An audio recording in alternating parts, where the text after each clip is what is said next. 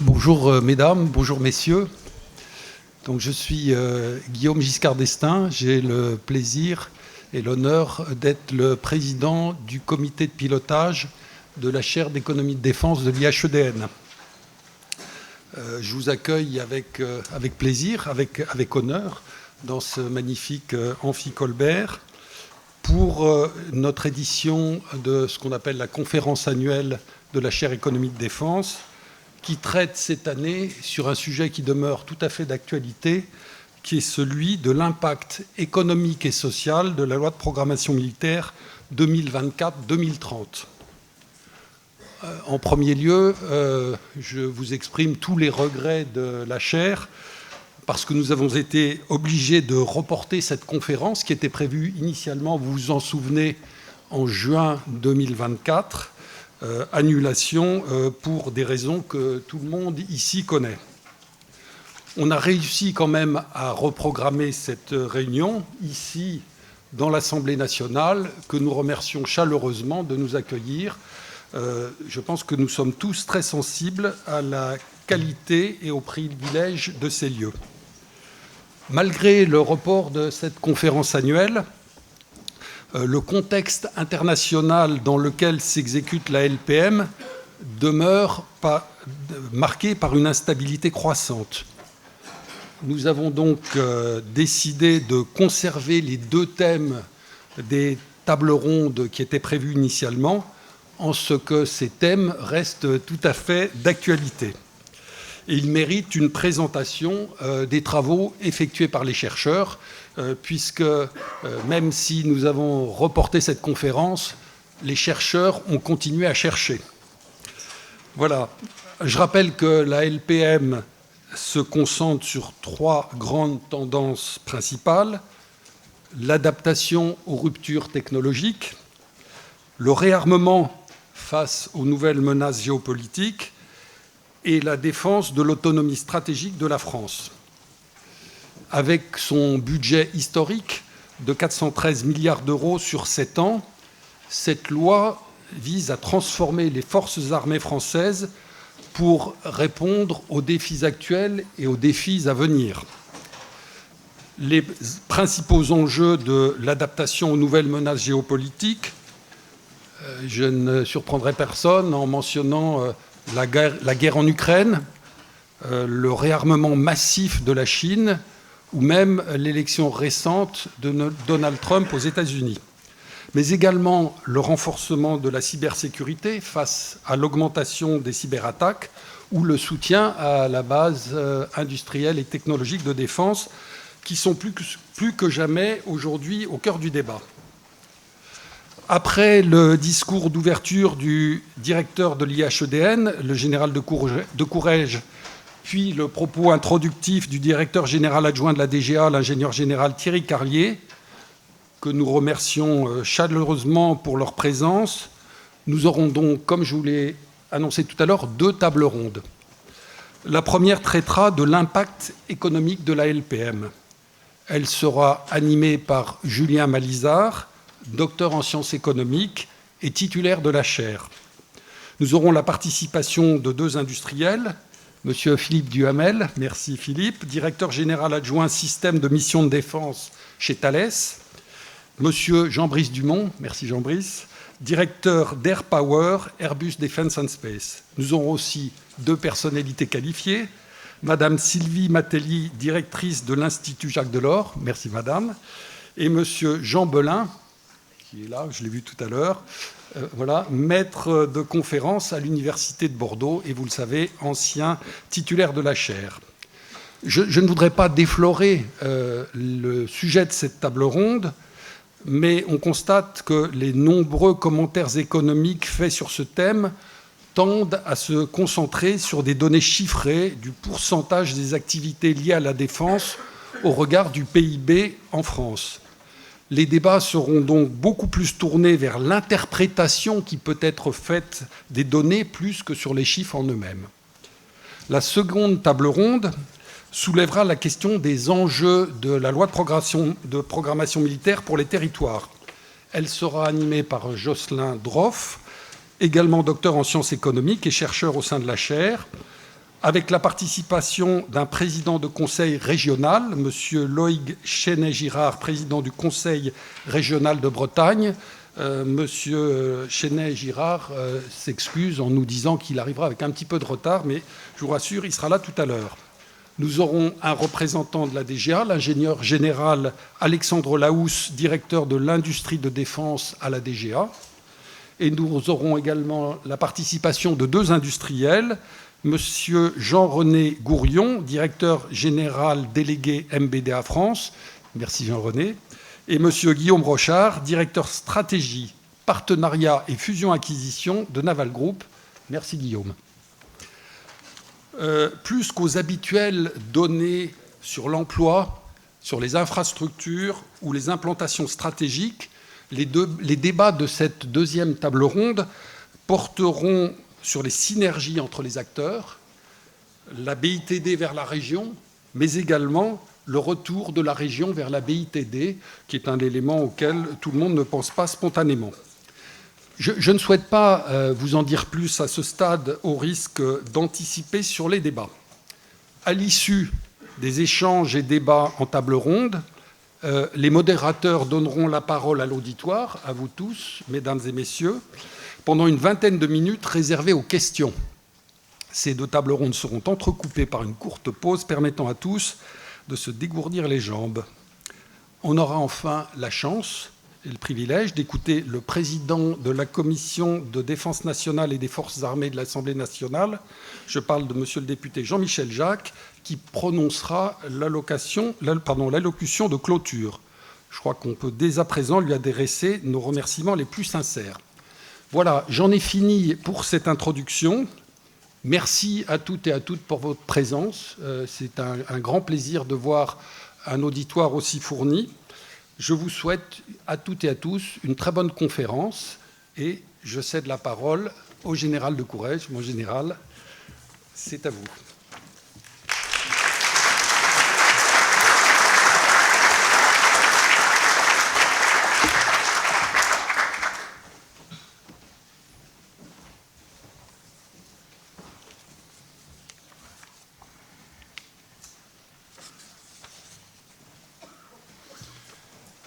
Mesdames et messieurs les parlementaires, mesdames et messieurs en vos titres, grades et qualités, chers amis qui nous avez fait l'amitié de vous joindre à cet événement que nous attendions tous. Merci de vous être déplacés si nombreux pour cette conférence dont M. Guillaume Giscard d'Estaing vient de vous présenter l'économie. Permettez-moi en tout premier lieu de remercier M. Jean-Michel Jacques, président de la Commission de la Défense nationale et des Forces armées de l'Assemblée nationale, qui nous rejoindra, je crois, tout à l'heure, d'avoir accepté d'accueillir cet événement dans les murs du Palais Bourbon et de nous avoir fourni une aide si précieuse à toutes les étapes de son organisation.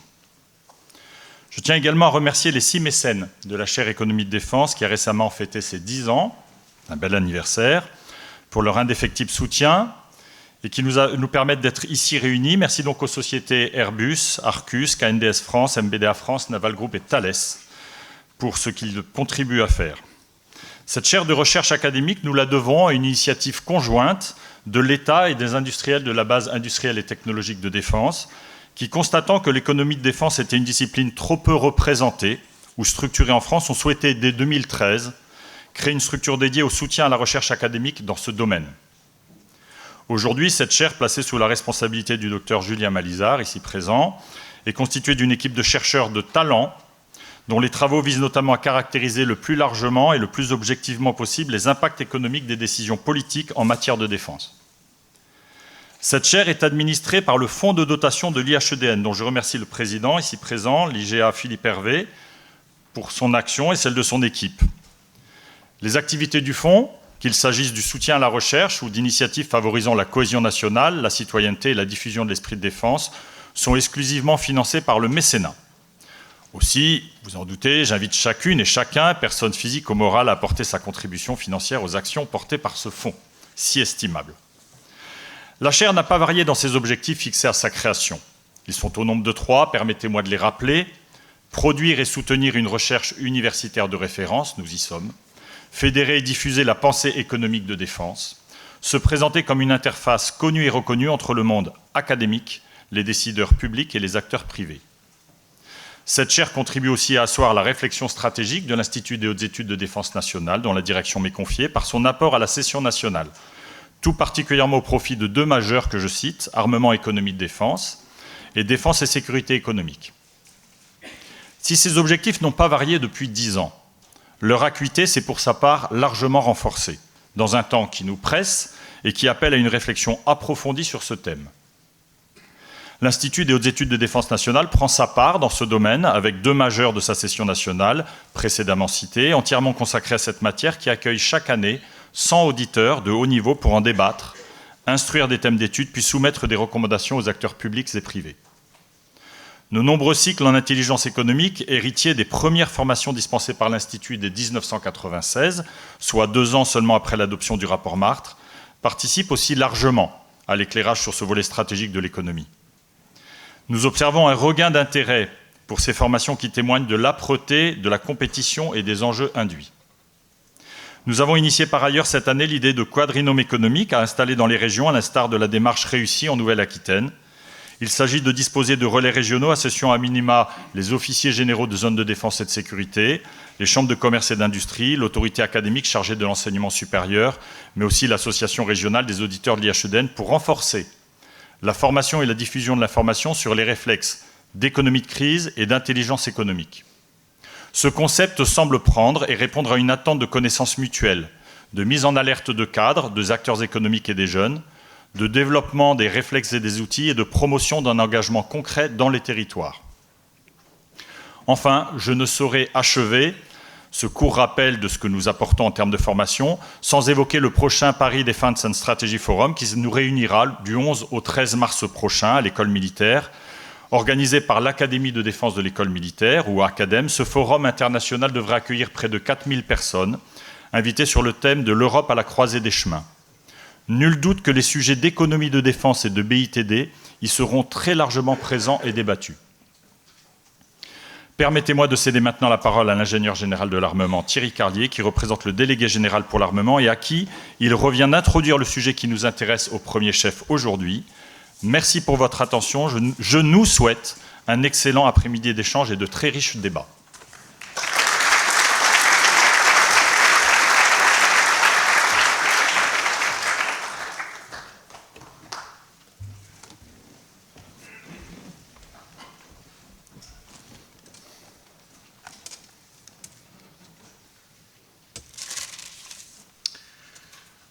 Mesdames et messieurs les parlementaires, monsieur le directeur de l'IHEDN, cher Hervé, mesdames et messieurs les officiers généraux, mesdames et messieurs et très chers amis, c'est pour moi un grand plaisir en fait d'être devant vous aujourd'hui pour partager quelques éléments, alors qui sont des éléments introductifs bien sûr, je pense qu'après les tables rondes permettront de rentrer plus dans le détail et je fais confiance effectivement aux participants dont je connais la compétence pour évoquer avec vous ces sujets qui sont extrêmement importants.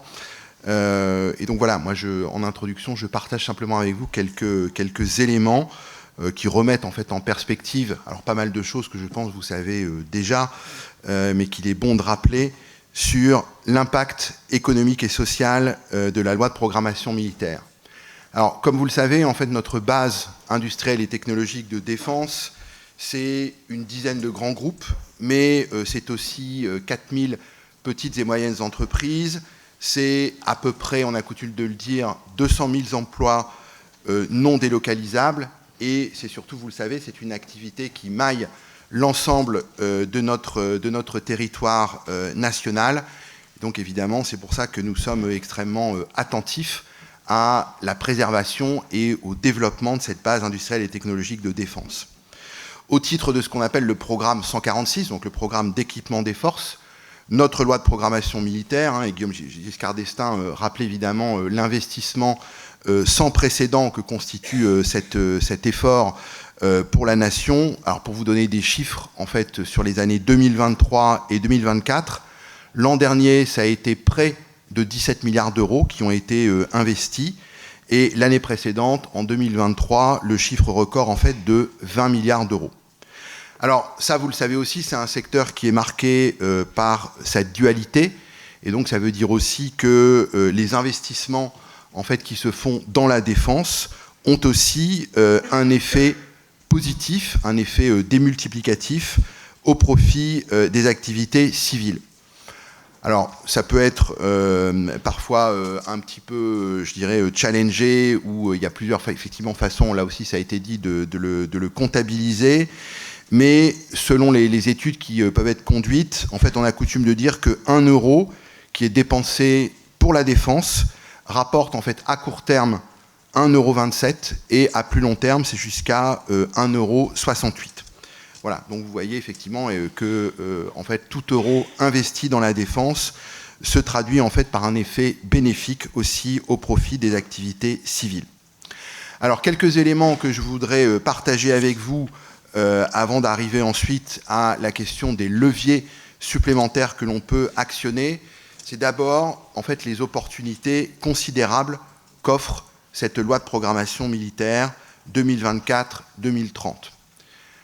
Le premier élément que selon nous en fait elle offre à notre industrie et qui convient d'exercer à tous les niveaux, c'est un très grand degré de visibilité, puisque voilà, vous savez que la France en fait c'est quand même un des seuls pays qui est doté en fait de cet outil particulièrement puissant en termes de programmation, qui est une loi de programmation militaire, parce qu'en fait c'est ça qui permet en fait de nous organiser à la fois nous, évidemment du côté de l'état-major des armées et de la DGA, dans une démarche pluriannuelle qui est indispensable pour structurer les programmes d'armement, mais de fait, du coup, elle produit vis-à-vis de notre industrie, là aussi, une visibilité qui permet d'organiser sur le long terme et de structurer les activités industrielles. Et en fait, ce sont aussi ces lois de programmation successives qui ont donné à la France en fait cet aspect de continuité et qui de fait a permis de structurer la base industrielle et technologique de défense. Cette visibilité, en fait, elle est crédible depuis l'exécution, en fait, à l'euro près, et donc c'est notamment aussi ce qui a été le cas pour la loi de programmation militaire 2019-2025. Visibilité, ça veut dire en fait que le message, eh bien, c'est un message principalement de confiance qui est donné à notre industrie. Et confiance veut dire également en regard que nous attendons de l'industrie qu'elle en fait, prenne le niveau de risque associé, qui est associé en fait à cette confiance qu'on lui donne et à cette visibilité. Alors vous savez aussi, et la DGA ne manque pas une occasion de le rappeler, qu'à partir du moment où on donne cette visibilité, notamment à nos grands groupes ou aux titulaires de contrats directs, il est également essentiel que cette visibilité soit aussi rétrocédée au sein de l'ensemble en fait, de la chaîne de sous-traitance, c'est ce qu'on appelle notamment la notion de ruissellement, et donc que l'ensemble des sous-traitants, l'ensemble des acteurs de la chaîne d'approvisionnement bénéficient également de la visibilité qui est donnée aux titulaires des contrats et en fait à l'ensemble de la chaîne. Ça, c'est quelque chose qui est extrêmement important. Alors, vous savez aussi que la loi de programmation militaire, eh bien, elle a été prise aussi dans un contexte qui est celui de l'économie de guerre qui a été annoncée par le président Macron. Donc ça, c'était lors du sommet Euro-Satori de 2022. Alors, l'économie de guerre, pour nous, eh bien, c'est d'une part, en fait, tout un ensemble de résultats qui sont d'ores et déjà disponibles, et notamment au sein de notre chaîne d'approvisionnement. La crise Covid avait déjà en fait révélé un certain nombre de goulots d'étranglement ou de points de fragilité, puisqu'on a aussi, pour fabriquer des grands équipements de défense, un certain nombre de petits acteurs industriels, qui sont notamment des acteurs duaux, qu'il convient de protéger et dont il convient effectivement de sécuriser les activités. Donc, au titre de cette économie de guerre, un certain nombre de résultats que je voulais partager avec vous, c'est qu'on a relocalisé en France un ensemble de projets qui sont critiques pour la fabrication de nos équipements de défense. Donc actuellement, on a 12 projets de relocalisation qui ont été menés dans ce cadre-là. On a résorbé justement ces goulots d'étranglement que je citais précédemment, et donc on en a résorbé jusqu'à 200, et on a en fait finalement un fonds de roulement de tout un ensemble de goulets qu'on continue à résorber, d'à peu près 50 en permanence. On a aussi réalisé tout un ensemble de mécanismes d'avance de commande au profit de notre base industrielle et technologique de défense. On a, vous le savez aussi, considérablement accéléré avec nos industriels les cadences de production de matériel qui s'avérait critique, notamment le canon César pour l'Ukraine, mais aussi les missiles solaires à très courte portée Mistral. Et donc ça veut dire aussi, naturellement, un investissement pour rénover en fait nos outils de production industrielle pour la France et pour l'export. Et dans ce cadre-là aussi, on a mené beaucoup de démarches de soutien aux PME. Alors, la loi de programmation militaire, pour nous, DGA, et au profit de l'État, elle nous offre aussi, je crois que c'est quand même la première fois, un certain nombre de dispositions normatives, c'est-à-dire que le législateur, effectivement, nous a aidés à disposer de ces nouveaux outils qui nous permettent de gagner en efficacité, d'élargir nos leviers dans une période qui est la période actuelle. Il a été rappelé ce très fort contexte d'instabilité. D'aucuns qualifient cette période comme n'étant plus ni vraiment le temps de paix, ni tout à fait, évidemment, pas encore le temps de guerre. Et donc, c'est dans ce cadre-là que le Parlement donc, a voté au sein de la loi de programmation militaire plusieurs articles qui, pour nous, sont extrêmement importants et qui constituent des leviers considérables. L'article 47, c'est ce qui a permis de rénover le dispositif des réquisitions. En fait, on avait un dispositif de réquisition qui était quand même jusqu'à maintenant extrêmement ancien. Et donc, il a été complètement revu à ce titre-là. Deux articles aussi qui sont très, très importants, à la fois pour nous et pour nos industriels, qui sont les articles 49 et 51. Alors, l'article 49, en fait, donne un certain nombre d'éléments permettant de constituer des stocks. Et donc, 4 groupes industriels, à ce titre-là, bénéficient déjà d'arrêtés, en fait, qui permettent d'implémenter cet article. Et moi, je dois le dire, je le livre avec vous, en fait, ça s'est extrêmement bien passé avec les industriels. Enfin, tous ceux qui sont rentrés dans la démarche, en fait, ont mené avec nous cette démarche de manière tout à fait proactive, en fait, pour constituer ces stocks qui apparaissaient particulièrement critiques dans les temps de fabrication d'équipements, là aussi, particulièrement importants pour nos forces armées. L'autre dispositif de l'article 49, c'est un dispositif de priorisation qui va notamment nous permettre, avec les grands maîtres d'œuvre industriels, eh bien, de bénéficier d'un dispositif qui permet à la défense d'avoir en fait à son profit un certain nombre d'éléments de priorité sur des commandes civiles au sein de la chaîne d'approvisionnement. Alors c'est un dispositif qui est un tout petit peu plus coûteux parce que ça veut dire qu'en pratique, il faut indemniser les fournisseurs du haut si jamais en fait on souhaite que la défense puisse bénéficier d'un degré de priorisation par rapport à des commandes civiles. Donc sur les arrêtés stock que je citais principalement, donc j'indiquais que 4 groupes industriels en ont déjà, 3 autres en fait en bénéficieront et le feront avec nous d'ici le mois de mars 2025 et un 8e en avril. Le travail de planification, alors sur ce qui concerne les réquisitions, donc l'article 47, donc ça c'est tout un travail en fait qui a été initié par la DGA, l'état-major des armées et également l'état-major de l'armée de terre, et on va également étendre cette démarche avec le soutien du SGDSN. Un autre article dont vous savez qu'il est un petit peu plus compliqué, qu'il a pu faire aussi un petit peu polémique dans son implémentation, c'est l'article 51 qui a trait aux enquêtes de coûts. Mais ce que je voulais dire en fait en synthèse de tout ça, c'est que la façon dont on implémente cette économie de guerre, eh bien, ça repose sur une confiance mutuelle vraiment au sein du triptyque entre la DGA, les forces, les industriels. Et c'est naturellement une confiance qui repose à nouveau dans cette visibilité à long terme et dans l'engagement qui est pris d'exécuter les commandes qui ont été promises. Voilà. C'est ce que j'indiquais un peu au départ, c'est-à-dire que c'est aussi cette visibilité, c'est aussi cette confiance qui permet à la DGA de se montrer quand même ferme, parce qu'il faut qu'on le soit, dans les échanges qu'on a avec notre base industrielle et technologique de défense pour encourager les industriels à continuer à se transformer, à investir dans cet outil de production et bien sûr aussi à se montrer conquérant à l'export, puisque on sait bien, c'est le retour d'expérience des conflits qu'on a en cours, c'est que nos industriels disposent sur les marchés export d'une place qui est tout à fait prépondérante. Ils sont extrêmement actifs et ça c'est très important, mais il faut continuer à l'être dans le monde d'aujourd'hui et le monde de demain, en fait, on sait que nos parts de marché à l'export vont être de plus en plus challengées par de nouveaux acteurs. La demande que peuvent avoir les forces armées en Europe, elle est vraie en fait partout dans le monde, en fait, de disposer d'équipements qui peuvent être livrés le plus rapidement possible.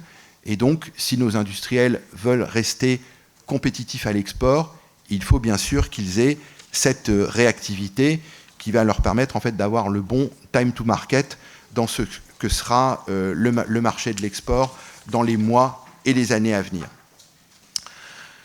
Alors, tout cet effort entamé maintenant depuis 2 ans au titre de l'économie de guerre, au titre de la loi de programmation militaire, il faut qu'il se continue. Et donc, évidemment, j'adresse mes remerciements les plus vifs à la représentation nationale qui nous soutient dans cette démarche et pour laquelle il est effectivement absolument crucial qu'on puisse continuer en fait, à exécuter cette croissance de la LPM, vous le savez, telle qu'elle est programmée, qui nous permettent d'honorer les engagements qui sont prévus et bien sûr de continuer en fait à lancer les nouveaux programmes au rythme qui est prévu par cette loi de programmation militaire.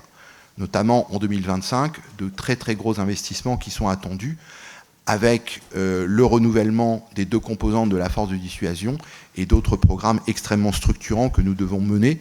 Et donc c'est pour ça qu'il est absolument indispensable que cet effort budgétaire tel qu'il est prévu soit poursuivi. Alors, donc vous voyez d'ores et déjà que la loi de programmation militaire, l'économie de guerre, c'est quelque chose qui est concret, qui a permis depuis 2 ans, et je voudrais quand même à nouveau en remercier les industriels, de réaliser un certain nombre d'efforts qui sont considérables et qui nous ont aussi justement permis d'avoir une démarche extrêmement proactive de soutien à l'Ukraine et également de recompléter lorsque c'était nécessaire les équipements de nos forces qui avaient été cédés à l'Ukraine. Et donc, évidemment, de continuer et d'amplifier cet effort. Alors, je voudrais maintenant partager avec vous, dans une deuxième partie, un certain nombre de leviers macroéconomiques, en fait, qui permettent de concourir à l'efficacité de la LPM. Parce que, bon, on a vu que la LPM, c'est cet outil absolument central, crucial, de soutien à notre base industrielle et technologique de défense, mais ça n'est pas pour autant une baguette magique. Donc ça veut dire que pour fonctionner, en fait, elle doit pouvoir être mise en œuvre dans un écosystème qui est favorable pour qu'on puisse bénéficier de tous ces effets et exercer tous les leviers. Alors peut-être 2 leviers complémentaires par rapport à ce que j'ai pu vous dire jusqu'à maintenant, qui vont nous permettre d'être encore plus performants et de décupler les effets de cette LPM. Le premier, c'est la finance de guerre. Évidemment, sans argent, pour en fait investir au sein de notre base industrielle et technologique de défense et sans qu'elle puisse avoir accès à des financements, on ne peut pas y arriver. Les entreprises de la BITD, ce ne sont pas tout à fait des acteurs industriels comme les autres, mais c'est quand même des acteurs industriels, ce ne sont pas des arsenaux, et donc ils ont besoin de pouvoir se financer pour pouvoir justement prendre ces risques que j'évoquais précédemment et pour pouvoir se développer. Donc ça veut dire qu'il s'agisse de grands groupes ou qu'il s'agisse de petites entreprises, ils doivent pouvoir trouver une offre de financement privé qui soit à la hauteur de cet investissement, de ces efforts qu'on leur demande. Et ça, dans un contexte européen que vous connaissez, même si des progrès ont été réalisés, mais il faut quand même toujours qu'on reste extrêmement vigilant sur les questions d'ESG européen, sur les questions de taxonomie, parce que justement, même si un certain nombre d'initiatives délétères en la matière ont pu être arrêtées à Bruxelles, il y a quand même effectivement toujours, soit de la part des acteurs bancaires, soit des assurances, ce risque d'image en fait qui colle à l'industrie de défense, qui est souvent, je dirais, mise au banc avec d'autres secteurs industriels à la moralité beaucoup plus, je dirais, douteuse. Et donc ça, c'est quelque chose qu'il faut continuer à combattre pour que nos industriels puissent bénéficier des outils de financement. Donc là aussi, la représentation nationale nous a beaucoup aidés dans le cadre de la préparation de la LPM et ces efforts vont continuer pour pouvoir développer des outils adaptés de financement. Et donc ça veut dire à la fois, je dirais, accès à des fonds propres pour nos industriels et également accès à l'emprunt. Donc un effort qu'il convient de poursuivre. Et donc c'est ça en fait qu'on appelle la finance de guerre, donc avec un événement au profit de la BITD qui sera organisé dans peu de temps, dans les prochaines semaines. Donc premier levier, le financement. Le deuxième, les ressources humaines. Évidemment, il n'y a de richesse que de femmes ou d'hommes qui travaillent au sein de notre base industrielle et technologique de défense. Et donc là encore, on pourrait avoir toutes les LPM du monde si on n'a pas les ressources humaines, à la fois au sein de notre BITD, au sein de la DGA, des forces armées pour la mettre en œuvre, ça ne fonctionnera pas. Or, on sait que notre base industrielle et technologique de défense, elle est particulièrement touchée en fait, par les tensions dans le domaine RH. Pour partager là aussi avec vous quelques chiffres, donc on peut dire que 9 métiers de la défense sur 10 sont sous forte tension et que d'ores et déjà, plus de 10 000 postes sont à pourvoir au sein de notre BITD. Là aussi, beaucoup d'efforts en fait, ont été conduits ces dernières années pour en fait, prévenir cette dimension-là et bénéficier des ressources humaines qui nous apparaissent indispensables. Donc la DGA a passé dans ce domaine-là un partenariat avec France Travail, qui a notamment permis la création d'un observatoire des métiers de la base industrielle et technologique de défense, de conduire également une enquête nationale des besoins RH de notre BITD pour pouvoir mieux cibler les besoins, déployer des chantiers qui soient localisés dans les domaines où c'est nécessaire en termes de soutien au recrutement, et également de regarder en fait quelles sont les compétences duales pertinentes, et donc de voir en fait la possibilité de pouvoir échanger de la main-d'œuvre, partager les coûts de formation entre notre industrie de défense et certains secteurs de l'industrie civile. Par ailleurs, vous le savez aussi, il y a un fort aspect de montée en puissance de notre réserve. Alors la réserve, pour nous, il y a deux volets qu'on peut citer. D'une part, au sein de la DGA, c'est-à-dire que nous-mêmes faisons appel à toute une force en fait, de réservistes et qui est extrêmement importante pour nous pour soutenir notre activité. Et il y a également ce qu'on appelle la réserve industrielle de défense. Là aussi, c'est crucial pour aider notre industrie à monter en cadence grâce à des réservistes qui ont, je dirais, une activité, donc qui viennent d'un secteur industriel qui est pertinent pour pouvoir exercer une activité de nature proche au sein de l'industrie de défense et qui peuvent être également formés par la DGA. Donc dans ce domaine, en fait, nous avons signé des conventions avec maintenant pas mal d'entreprises qui sont donc à la fois des grands groupes et des PME.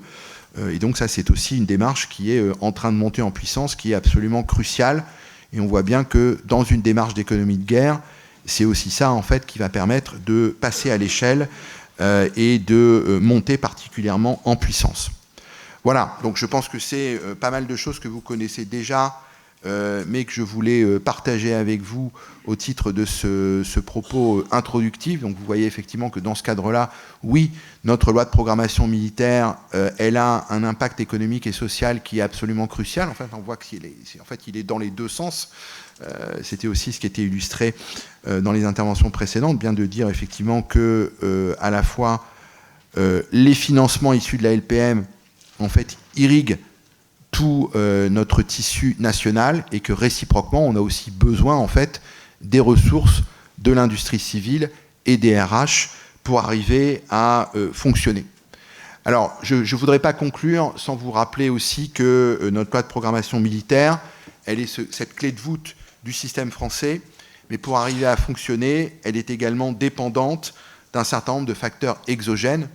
Et donc ce colloque porte majoritairement sur les enjeux nationaux, territoriaux, mais je pense qu'il est aussi important de s'interroger en fait dans quel cadre, et notamment le cadre européen et mondial dans lequel tout ceci intervient, puisque les défis de notre loi de programmation militaire sont également à considérer dans ce cadre-là. Là aussi, la loi de programmation militaire, l'équipement de nos forces, on ne pourra pas tout faire si les Européens ne sont pas réceptifs au message qu'on leur passe par ailleurs. Je crois que vous vous souvenez aussi que le président, lors de ses vœux aux armées, il y a quelques jours, a rappelé l'impérieuse nécessité de l'émergence d'une souveraineté européenne. Et donc, si on veut arriver à créer et faire émerger une base industrielle et technologique de défense qui soit puissante au niveau mondial et qui ait ce caractère européen, ça ne fonctionnera que si les autres Européens, nos amis européens, en fait, là aussi, accordent une certaine préférence européenne et évidemment ne rentrent pas notamment dans une logique d'acquisition de matériel sur étagère américain, éventuellement dans le cadre de fabrication sous licence. Je crois qu'il faut effectivement, dans ce cadre-là, un petit peu vaincre l'idée reçue que si on veut être équipé rapidement, il faut que ça soit américain. En fait, il n'y a pas de fatalité dans le domaine. Nos industriels sont bien là aussi pour le rappeler. Nous disposons en France, mais aussi en Europe, de solutions qui sont pertinentes, qui peuvent être disponibles extrêmement rapidement. Et donc la consolidation européenne passe aussi par l'émergence d'acteurs industriels forts, d'un pilier européen fort au sein de l'OTAN. Donc vous savez, dans ce cadre-là, les débats qu'on a avec nos amis et collègues européens sur ce futur programme européen qu'on appelle EDIP, où nos autorités politiques et notre ministre rappelaient récemment qu'il vaut mieux ne rien faire que d'avoir quelque chose qui finalement serait un outil qui ne serait pas consacré et destiné à l'industrie européenne. Voilà, donc simplement pour rappeler que c'est aussi un aspect sur lequel il faut être particulièrement vigilant. Là aussi, nous-mêmes, nos industriels, nous avons un rôle clé à jouer pour faire passer ces messages et donc que notre loi de programmation militaire continue à être bien la colonne vertébrale qui permet de maintenir ce modèle et de le faire diffuser. Voilà ce que je voulais partager avec vous pour ce propos introductif. Je vous remercie beaucoup de votre attention.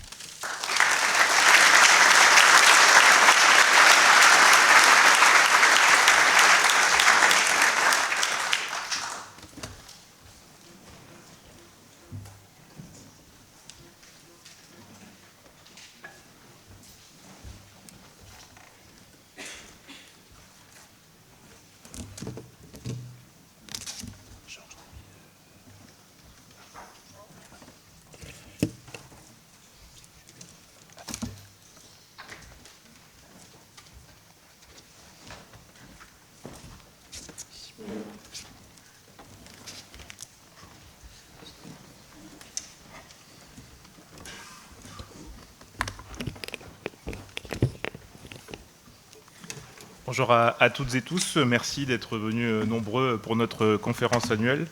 Et j'ai le plaisir d'animer cette première table ronde consacrée au lien entre l'économie nationale, les enjeux macroéconomiques de la défense et cette fameuse loi de programmation militaire. Donc sans répéter les propos de Ligia Carlier qui étaient très clairs, peut-être un petit mot d'introduction sur le contexte dans lequel les économistes réfléchissent à ces questions, et avant de laisser la parole à nos invités, ce qui est important de rappeler, à mon avis, c'est que la crise des subprimes en 2008 a rappelé l'importance de ce qu'on appelle les multiplicateurs. C'est l'idée que l'activité publique, elle génère de l'activité dans l'économie dans son ensemble. Et la crise des subprimes a rappelé que la valeur du multiplicateur, c'est un enjeu qui était évidemment calculatoire, comme l'a rappelé Guillaume Giscard d'Estaing, mais c'est aussi un enjeu qui a des considérations majeures pour la politique économique. Globalement, il y a eu plein de travaux qui ont été faits sur cette période pour essayer de comprendre la valeur de ce multiplicateur. On aurait pu faire un colloque là-dessus, mais je ne pense pas que ce soit le cadre. Donc je vais essayer de vous résumer ça en brièvement quelques mots. Le consensus aujourd'hui de la littérature, c'est que le multiplicateur, il est plus élevé que ce qu'on imaginait au début de la crise des subprimes. Comme l'a rappelé Olivier Blanchard, qui était chef économiste du Fonds monétaire international. Et en particulier, les travaux montraient que les politiques de rigueur qui ont été menées dans la foulée de la crise des subprimes ont en fait tué l'activité économique et qu'il n'y a pas eu d'effet anti-keynésien, comme ce que certains ont pu croire. Donc l'existence d'une forme de relance, la relance de l'activité par la rigueur, ça n'a pas fonctionné. Deuxième grand enseignement, c'est que toutes les dépenses publiques ne se valent pas. Les dépenses d'investissement ont des multiplicateurs beaucoup plus importants que les dépenses de fonctionnement ou les transferts sociaux. et les multiplicateurs de dépenses sont en général plus élevés que les multiplicateurs fiscaux. Troisième enseignement, c'est que le choix du timing budgétaire est important. Les dépenses en bas de cycle, c'est-à-dire en récession ou quand l'activité est faible, ont un multiplicateur élevé quand l'activité est en haut du cycle. Certains effets sont durables alors que d'autres sont permanents, en particulier lorsqu'on dépense dans l'investissement. Donc spécifiquement, la défense étant une partie de l'activité de ces dépenses publiques, qu'est-ce qu'on peut dire spécifiquement des canaux? En général, on compte 3 types de liens. Le premier, c'est un lien de ce qu'on appelle un effet de demande, c'est-à-dire plus d'activité économique par la défense va générer plus d'activité dans l'économie civile. Il y a un deuxième type d'effet qui est un peu plus difficile à mesurer, et je pense que c'est aussi l'enjeu de cette table ronde, c'est en fonction de la qualité de la dépense, et en particulier si elle est liée à de l'investissement, à de l'acquisition, de la recherche et développement, on peut avoir des effets dits de débordement technologique, une augmentation de la productivité du secteur privé. Et donc là, en fait, on va être plutôt dans une logique de transformation productive. Et puis, il y a un troisième effet qui est un peu ce que j'appelle vulgairement l'espèce de boîte noire. En fait, c'est les effets qu'on appelle de sécurité. Et c'est un peu la conclusion de l'IGA Carly. En fait, on ne dépense pas pour se faire plaisir, mais on se dépense aussi parce que ça répond à un ordre international. Et en fait, le problème en économie, c'est qu'on ne sait pas forcément mesurer en termes économiques la valeur de la sécurité, alors même que la défense sert spécifiquement à assurer la sécurité. Donc là, il y a un problème, et donc tous les travaux dont je vais parler dans la foulée n'évoquent pas vraiment cet effet de sécurité qui est pourtant primordial. Donc quel résultat, très rapidement dans le cas français ça, un chiffre un petit peu différent de ceux qui viennent de dire en propos introductifs, mais qui confirme aussi que c'est un débat vivant. C'est que le multiplicateur, par les travaux d'une étude du Cercle des économistes, et qui sont en lien avec d'autres types de travaux qu'on a menés à la chaire ECODEF, montre que le multiplicateur est égal à 2 à 10 ans, donc un petit peu plus élevé que ceux qui avaient été montrés, mais qui montre bien qu'il y a un multiplicateur supérieur à 1, c'est-à-dire que plus de défense implique plus d'activité économique dans l'économie nationale. Et c'est là où, en fait, cette analyse un peu purement calculatoire, en fait, les économistes, ils ont du mal à aller au-delà, et c'est tout l'enjeu de cette table ronde, ça va être de pouvoir essayer de décliner ça. Quelques pistes, et je pense que ce sera l'objet des interventions qui vont arriver. Les explications plausibles, c'est qu'il y a une très grande concentration des dépenses d'équipement dans les dépenses d'investissement de l'État. Le programme 146 concentre beaucoup des dépenses d'investissement. Il y a un enjeu autour de la politique d'autonomie stratégique qui va minimiser les fuites, c'est-à-dire que quand on dépense pour des équipements de défense, en fait, et ça a été bien rappelé aussi dans le propos introductif, on essaie d'éviter de sourcer à l'étranger, donc ça évite des fuites dans le circuit. Et il y a aussi des effets liés au potentiel d'innovation, et on y reviendra aussi. Donc très rapidement, pour planter le décor, parce que l'enjeu est aussi de discuter de ces lois de programmation militaire, 413 milliards prévus dans le cadre de cette loi de programmation militaire, on peut imaginer une forme de double dividende, c'est-à-dire que à la fois soutenir l'activité économique, mais aussi générer des effets en termes de sécurité. Malheureusement, compte tenu de l'état des finances publiques, aussi, il y a une forme de dilemme de type beurre-canon, donc en fait, peut-être renoncer à des types de dépenses publiques pour financer l'activité de défense. Mais ce qui me paraît le plus important sous l'angle économique, c'est l'idée qu'il y a un socle de dépenses, celle qui est prévue dans la loi de programmation militaire, qui conforte les effets économiques que je viens d'évoquer. Importance des investissements, importance des dépenses de R&D pour les programmes futurs. Et donc, en fait, tout ça va contribuer à préserver la valeur du multiplicateur que j'évoquais. Et donc, pour aller un peu au-delà de ces considérations universitaires et bien souvent calculatoires, donc on a convié 4 intervenants pour partager leur expérience. 2 intervenants industriels qui m'encadrent directement. Philippe Duhamel, directeur général adjoint des systèmes de mission de défense chez Thales, et Jean-Brice Dumont, directeur chez AirPower, chez Airbus Defence and Space, qui discuteront des enjeux relatifs au modèle d'affaires des firmes de l'industrie de défense et des liens entre les technologies civiles et les technologies de défense. Et puis 2 interventions plus académiques, Sylvie Matelli, directrice de l'Institut Delors, qui nous permettra de comparer un peu le modèle français avec des partenaires européens, et puis Jean Belin, maître de conférence à l'Université de Bordeaux, et accessoirement anciennement titulaire de cette chaire, que Jean a bien voulu me transmettre, pour discuter du rôle central de la recherche et de développement de défense dans les performances économiques. Donc sans plus attendre, je me tourne vers Philippe Duhamel pour la première question, plutôt avec votre casquette, non pas de Thales, mais plutôt de président de la commission défense du GIFAS. En lien avec évidemment le sujet, la problématique d'après vous, quel est l'impact de cette loi de programmation militaire 2024-2030, et en particulier la question de la pérennité du modèle d'affaires de l'industrie de défense traditionnelle, l'articulation entre le marché domestique, les exportations et les compétences sur un temps un peu long, et en réponse aussi à ce qui a été évoqué par Ligia Carlier, les enjeux liés à l'économie de guerre. Bon, en premier lieu, un certain nombre de preuves que les experts que vous êtes tous ici connaissez déjà. Hein. Donc on est conscient, les industriels sont conscients de l'effort qu'a la LPM dans un contexte difficile. On est aussi conscient du fait que la LPM, ce n'est pas une révolution par rapport à la précédente, c'est une accélération. Et d'ailleurs, à un moment donné, parce qu'on exprime beaucoup les chiffres en termes de défense en pourcentage du PIB, quand on les exprime en valeur absolue, les choses changent, hein, en particulier quand on compare les pays, et en particulier quand on compare la France et l'Allemagne. Évidemment, il nous apparaît nécessaire, hein, pour toutes les raisons qu'on connaît, de respecter bien cette trajectoire. Et pourquoi, indépendamment des aspects, je dirais, politiques, hein, pourquoi c'est vraiment important pour nous? Parce que les industriels, et ça va revenir plusieurs fois, ont vraiment besoin de visibilité. Et c'est une très grande force de la LPM. Le fait d'avoir une loi pluriannuelle qui est tenue, c'est quelque chose qui est absolument essentiel. C'est majeur pour l'industrie. Pour une industrie dont nous savons tous que l'exportation des matériels militaires est interdite par définition et n'est autorisée que par exception.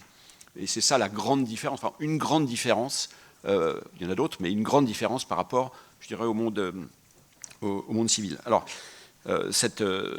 nous comptons, hein, sur cette LPM pour pouvoir investir, pour pouvoir faire des stocks, on en a parlé, demandé par la DGA ou pas d'ailleurs, pour pouvoir augmenter nos compétences, pour pouvoir recruter, j'y reviendrai, et puis pour pouvoir tout simplement investir dans des machines, dans des usines dont si vous me permettez ce franglais, le payback est en général assez long. Ce ne sont pas des industries qui avec un retour sur investissement qui est très rapide. L'impact sur la LPM, des choses qui ont été dites, hein, ce sont des dépenses en capital, un effet redistributif, très peu délocalisable, avec des recettes fiscales, ça c'est assez connu, un apport extrêmement significatif à la balance commerciale, pour plein d'aspects. Et bien sûr, la balance commerciale en elle-même, mais en même temps, et j'y reviendrai, beaucoup de programmes français, il y a un effet d'aller-retour entre la France et l'export, et ça c'est quelque chose qui est extrêmement important. L'exportation des matériels de défense, elle est aussi, et là je m'aventure sur un terrain qui n'est pas le mien, hein, elle est associée à des partenariats stratégiques, hein, que connaît bien le ministère des Armées, qui permet à la France de maintenir son influence économique dans un certain nombre de pays, et dans tous les continents, grâce à l'excellence technologique des produits que nous avons. Alors, cet impact, elle est au-delà des grands groupes, hein, il est extrêmement important sur notre supply chain, hein, composée de PME d'ETI qui maillent le territoire, parfois dans des zones faiblement industrialisées. Dans le groupe Thales, les usines du groupe Thales, enfin, dans les villes où nous sommes souvent le premier employeur privé, et parfois extrêmement loin. Si on n'est plus là, il n'y a plus grand-chose. Il y a d'autres endroits dans lesquels c'est la base aérienne qui a cet effet, mais il y a d'autres endroits, ça doit aussi marcher pour les bases navales.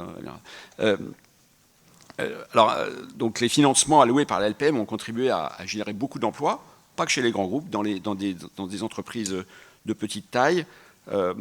Pour vous donner un exemple, chez Thales, notre business de défense, ça a généré plus de 2 milliards de commandes vers des PME en 2024. C'est considérable. Et alors, la visibilité, les grands groupes en ont besoin, les PME en ont encore, je dirais, peut-être paradoxal ou contre-intuitif, encore plus besoin. Elles ont des difficultés à se financer. Général Carlier en a parlé. Elles sont éventuellement fragiles. Ça nous a amené, par exemple, dans certains cas, à nous, grands groupes, financer des investissements directement dans une PME. Parce que sinon, la PME, elle n'y arrivait pas. Et nous, finalement, on n'arrivait pas à acheter en France. Donc c'est vraiment quelque chose. Il y a une osmose très importante entre les grands groupes et les PME. Alors, comme je l'ai dit, hein, cette LPM, elle a besoin, c'est pour nous un facteur de visibilité. La visibilité, avec le temps et les ressources, quelque chose qui est fondamental, indispensable pour pouvoir continuer à progresser. La visibilité, c'est l'engagement de l'État, c'est des commandes qui nous permettent à la fois de produire mieux, d'investir, de recruter, mais aussi de pouvoir exporter. Et je dirais que cette visibilité, elle a aussi un impact sur l'export. Et finalement, l'État s'y retrouve aussi, puisque quand nous vendons à l'export, le coût de nos équipements baisse, et donc le coût pour l'État français baisse aussi. Donc il y a un effet d'aller-retour qui est extrêmement vertueux. Cette visibilité, c'est la problématique des stocks, on en a parlé. C'est aussi sur le recrutement, j'y reviendrai. Et Thierry Carlier en a parlé tout à l'heure, le recrutement, c'est essentiel pour nous. Nous avons des technologies dans lesquelles on met du temps à former les gens. Et d'ailleurs, pas que les ingénieurs. Chez Thales, on a une usine dans laquelle nous recrutons sans diplôme, à la dextérité. Des gens qui font de la microélectronique, mais le temps de formation est très long. Le taux d'attrition est très grand aussi, 85%. C'est-à-dire que sur 100 qui rentrent, il y en a 15 qui, finalement, y arrivent. Et c'est des mois de formation. Donc, pour accélérer, si on n'avait pas de visibilité, on le ferait pas. Donc, pour accélérer, il faut recruter. Et on peut se dire que quelqu'un qu'on recrute qui ne connaît rien à la microélectronique, un opérateur ou une opératrice, elle va être vraiment efficace au bout de 2 ans. Donc c'est du temps, c'est pas quelque chose qui est... Et il n'y a pas que chez Thales, il y a chez tous les grands industriels, c'est le cas. Après, il y a aussi la visibilité, elle nous permet aussi d'accélérer, puisque c'est ce qu'on demande aussi. Maintenant, l'aspect des délais de développement, mais aussi beaucoup, je dirais, de production est très importante. Alors pour ça, il y a un certain nombre de choses, les stocks qui nous permettent d'accélérer s'il le faut. Après, il y a d'autres choses qui pourraient arriver, qui seraient intéressantes sur le type de contrat qui nous permettent d'accélérer. Dans certains cas, j'ose le dire, peut-être qu'il faudrait adapter le cadre juridique du temps de travail. J'ai été pris en écharpe il y a quelque temps par un officier général qui m'a dit « Mais pourquoi vous ne fabriquez pas des produits aussi vite que quel autre pays ?» Je lui ai dit, en général, c'est dans un pays dans lequel les gens gagnent 5 fois moins et travaillent 3 fois plus. Donc c'est un effet, c'est un fait. Je suis désolé, c'est peut-être politiquement incorrect de dire ça, mais c'est un fait. Alors après, on en a parlé, il y a un aspect risque. Évidemment, nous, tout industriel investit s'il a un business plan avec un risque qui est maîtrisé. Alors parfois ça marche, parfois ça ne marche pas, mais il faut qu'il y ait un business plan qui tourne, enfin au moins au départ. Je vous rassure, mon expérience industrielle dit qu'il n'y a pas des mauvais business plans et des bons business plans. Il y en a qui sont meilleurs que l'autre. Et on ne peut pas dire celui-là il est génial, on peut se dire je vais aller là et pas là parce que celui-là est meilleur que l'autre. Ça ne veut pas dire qu'ils sont tous bons, mais on essaye quand même de comparer. Il y a un aspect différentiel, si j'ose dire. Et l'aspect, comment dirais-je, business plan, il est très important. Il dépend de l'export. Quand nous exportons, et que nous savons le faire, les industriels investissent sans aucun frein. Thales fabrique des équipements pour le Rafale, et pas le seul. Il y a d'autres participants au programme Rafale dans la salle. On le fait sans aucun frein. On l'a fait aussi chez Thales dans les radars sol, dans lesquels on a beaucoup investi parce qu'on a vu qu'on pouvait exporter. Dans d'autres, c'est beaucoup plus difficile. Dans d'autres, c'est beaucoup plus difficile. Voilà. Alors, la pérennité du modèle, elle fonctionne. Il y a quand même 2 choses. Il y a un certain nombre de choses qui changent. L'innovation technologique. Depuis 5 ans, elle a accéléré d'une manière incroyable. On fait des innovations, ça va de plus en plus vite. C'est de plus en plus... le déclassement de système est de plus en plus évident. Ça ne veut pas dire que cette innovation technologique, elle se fait en 3 mois. Développer des nouveaux composants électroniques, ça prend du temps. Mais ça, il faut qu'on continue à faire ça, parce que sinon, on sera déclassé et on ne reviendra pas. Et nous ne reviendrons pas. Ce sera quasiment impossible. Après, il y a d'autres innovations qu'on voyait un peu moins et que la guerre en Ukraine a mis absolument en exergue. C'est l'innovation d'usage. Si je voulais un tout petit peu caricaturer, mettre une grenade sous un tout petit drone pour aller attaquer des véhicules ou des fantassins, ce n'est pas une innovation technologique. On n'a pas besoin d'avoir, comme Thales des labos avec des médailles d'or du CNRS à tous les coins de couloir. Mais c'est l'innovation d'usage. Celle-là, elle doit plus vite. On sait aussi que l'action-réaction, l'attaque défense va beaucoup plus vite. Ça, c'est un nouveau modèle. Ça, c'est un nouveau modèle. Et ça nous oblige, nous, industriels, à être au plus près des forces et à être beaucoup plus réactifs pour ça. Mais ça ne remplace pas l'innovation technologique. Ça vient en plus. Et puis le dernier point sur la pérennité du modèle, c'est le risque sur les développements. Quand on fait de l'innovation technologique, on prend des risques. Parfois ça marche moins bien. Et évidemment, l'article 51 touche un peu ces aspects-là. Il y a d'autres aspects. Certaines fois, les industriels, si vous me permettez l'expression, boivent le bouillon. Puis d'autres fois, ça se passe très bien. On leur dit, mais vous gagnez vraiment bien votre vie. Hein. Donc, mais au global, le partage des risques, et c'est vrai, c'est un fait. Hein. Il n'y a pas de... Et ça, donc la manière dont on va partager les risques, qui prend quel risque, pourquoi, à quel moment, ça c'est quelque chose sur lequel on doit pouvoir travailler. On a commencé d'ailleurs avec la DGA, on a des contrats un petit peu différents, et ça permet de mettre plus... je dirais ça permet d'avoir une meilleure visibilité sur ce qu'on va faire.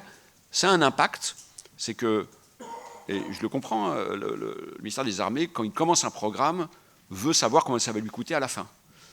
Mais comme nous, on ne sait pas exactement combien ça va nous coûter à la fin industrielle, on prend des provisions pour risque.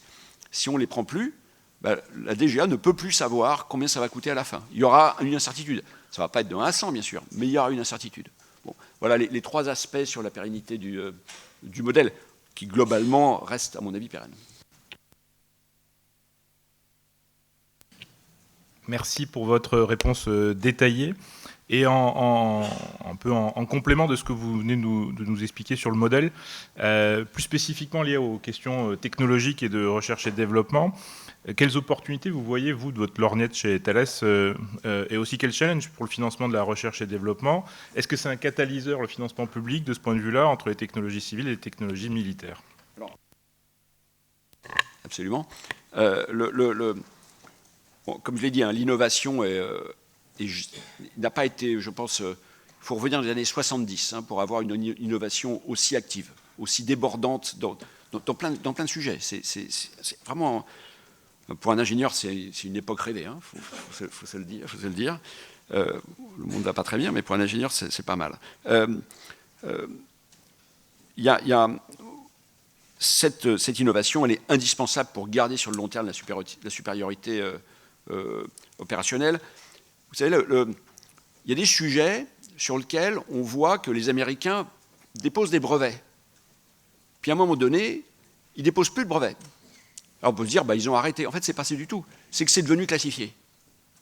Et ils avancent très vite. Et en fait, il y en a plein des sujets dans lesquels, d'un seul coup, pouf, c'est devenu stealth, c'est devenu invisible. Wow, donc là, il faut faire et il y en a plein. Donc ça, c'est vraiment vrai. Alors, je pense qu'il y a un vrai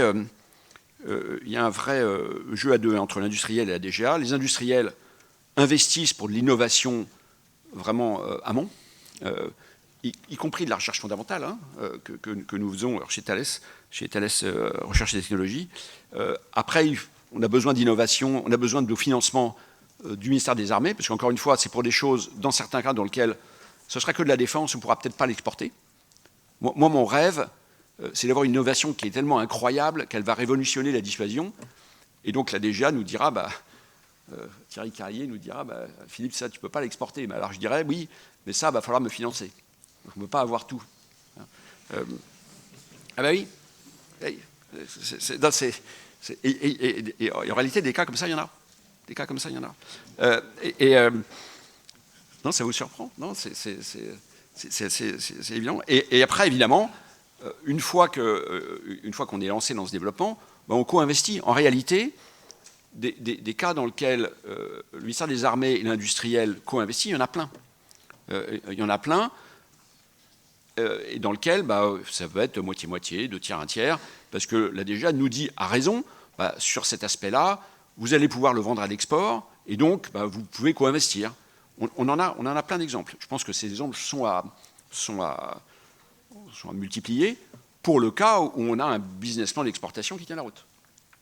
Alors, il y a aussi un aspect qui est vraiment très, très important, hein, parce qu'on parle beaucoup d'argent. Hein, dans la défense, Thales auto-investit 1 milliard par an. C'est pas neutre. Hein, c'est pas neutre. Alors, après, il y a un aspect, je dirais, irrigation de tout le tissu industriel, parce que cette innovation, elle n'est pas que chez les grands groupes, elle est dans des plus petites entreprises avec lesquelles les industriels travaillent. Alors, les industriels sont parfois accusés, c'est un peu fort, mais on les soupçonnait de pouvoir un peu étrangler les petites entreprises. Je pense que ce n'est pas vraiment le cas. En réalité, d'une certaine manière, les grands industriels protègent les petites entreprises de toutes les contraintes justifiées, hein, ce n'est pas une critique, qui existent dans le domaine de la défense. Hein, et il y en a plein. Et alors, mon dernier point, ce sera sur l'aspect dual. Hein, on voit des tas de cas dans lesquels la R&D défense impacte le civil se sert dans le civil. Par exemple, je vais donner un exemple, le processeur numérique transparent pour les satellites de télécom civil, c'est venu d'une innovation qu'on a eue dans Syracuse. Donc ça, il y en a plein d'autres, et ça marche. Inversement, on a un certain nombre de technologies, en particulier dans le cyber, hein, le cloud, qui viennent du civil et qui sont utilisées dans la défense. Mais ne rêvons pas, elles ne sont généralement pas utilisables directement dans la défense. Il y a des contraintes de durcissement, de robustesse. Quand on est dans un cloud, je dirais, civil, ou quand on est dans un cloud de combat, ce n'est pas la même chose. Mais on utilise ces technologies. Juste pour terminer, tout ça, ça marche si on arrive à recruter des ingénieurs. Et moi, je suis un petit peu, pas effondré, mais pas loin, de voir qu'on ne produit pas assez d'ingénieurs en France, et il n'y a pas assez de filles qui deviennent des ingénieurs. Ça, c'est un vrai combat pour avoir plus d'ingénieurs, et dans le secondaire, plus de filles qui deviennent ingénieurs. Moi, j'ai fait mon travail, j'ai une fille, elle est ingénieure, mais il faudrait que tout le monde le fasse. Il faudrait que tout le monde le fasse. Voilà. Je pense que l'industrie, hein, Thales, mais l'industrie en général, s'est vraiment mobilisée, hein, pour la loi de programmation militaire. On a construit plein d'usines, on en a reconverti dans la défense plusieurs. On a, dans certains cas, triplé les capacités de production. L'affaire de Saint-Aubin, par exemple. On s'est énormément mobilisé dans les innovations techniques, dans le quantique, dans l'IA. Et ça s'accompagne, et ça boucle un peu la boucle, hein, sur l'aspect économique, par des milliers de recrutements. Et des milliers de recrutements qui font je dirais, ça serait un peu, on en parlera tout à l'heure dans la seconde table ronde, hein, le bonheur des usines que nous avons dans des bassins d'emploi dans lesquels le taux d'emploi n'est pas forcément énorme. Dans certains cas, il l'est, et on a du mal à recruter. Dans certains cas, il l'est moins. Et donc, le fait que nous recrutions, quelque chose qui est très positif. Voilà. Merci. Merci pour cette perspective sur les liens entre le civil et la défense dans le cas de Thales. Et donc, je vais pouvoir me tourner vers Jean-Brice Dumont pour un peu la même question, finalement, vue d'Airbus. Donc, les liens entre le marché de l'aéronautique civile et l'aéronautique militaire. Et comme vous êtes passé par Airbus Hélicoptère, je suis sûr que vous avez pas mal d'exemples à nous communiquer en ce sens. Merci. Oui. Tu as conclu, Philippe, avec un point qui va être le début du mien. Et je vais utiliser effectivement l'exemple des hélicoptères. La maison Airbus, peut-être pour commencer par le haut, on a coutume de dire qu'on repose sur 3 piliers. La dualité est un des 3.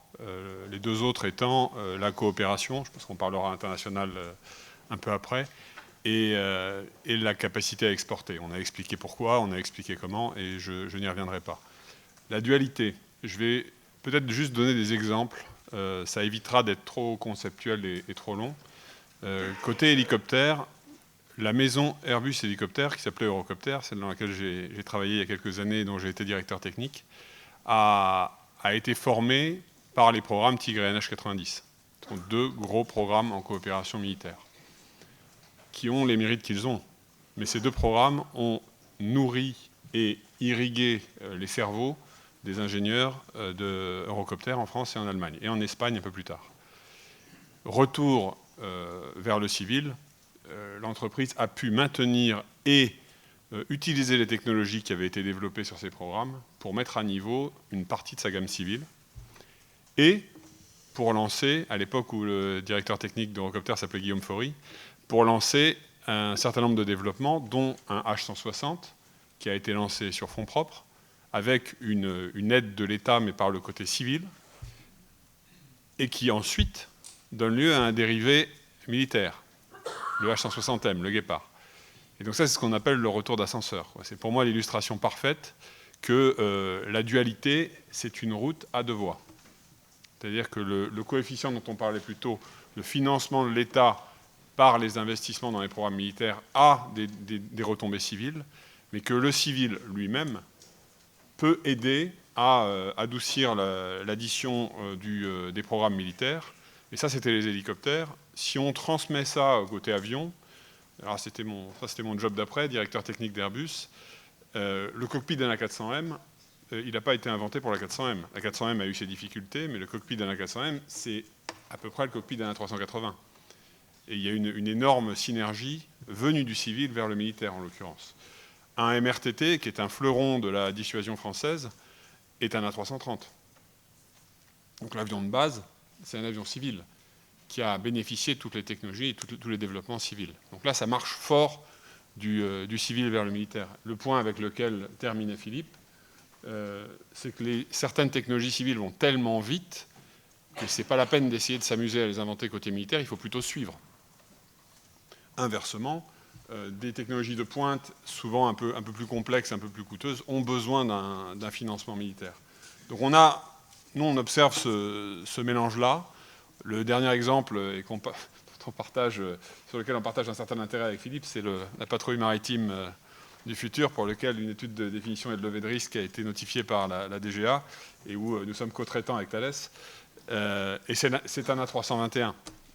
Encore une fois, on prend un avion civil qu'on transforme en avion militaire.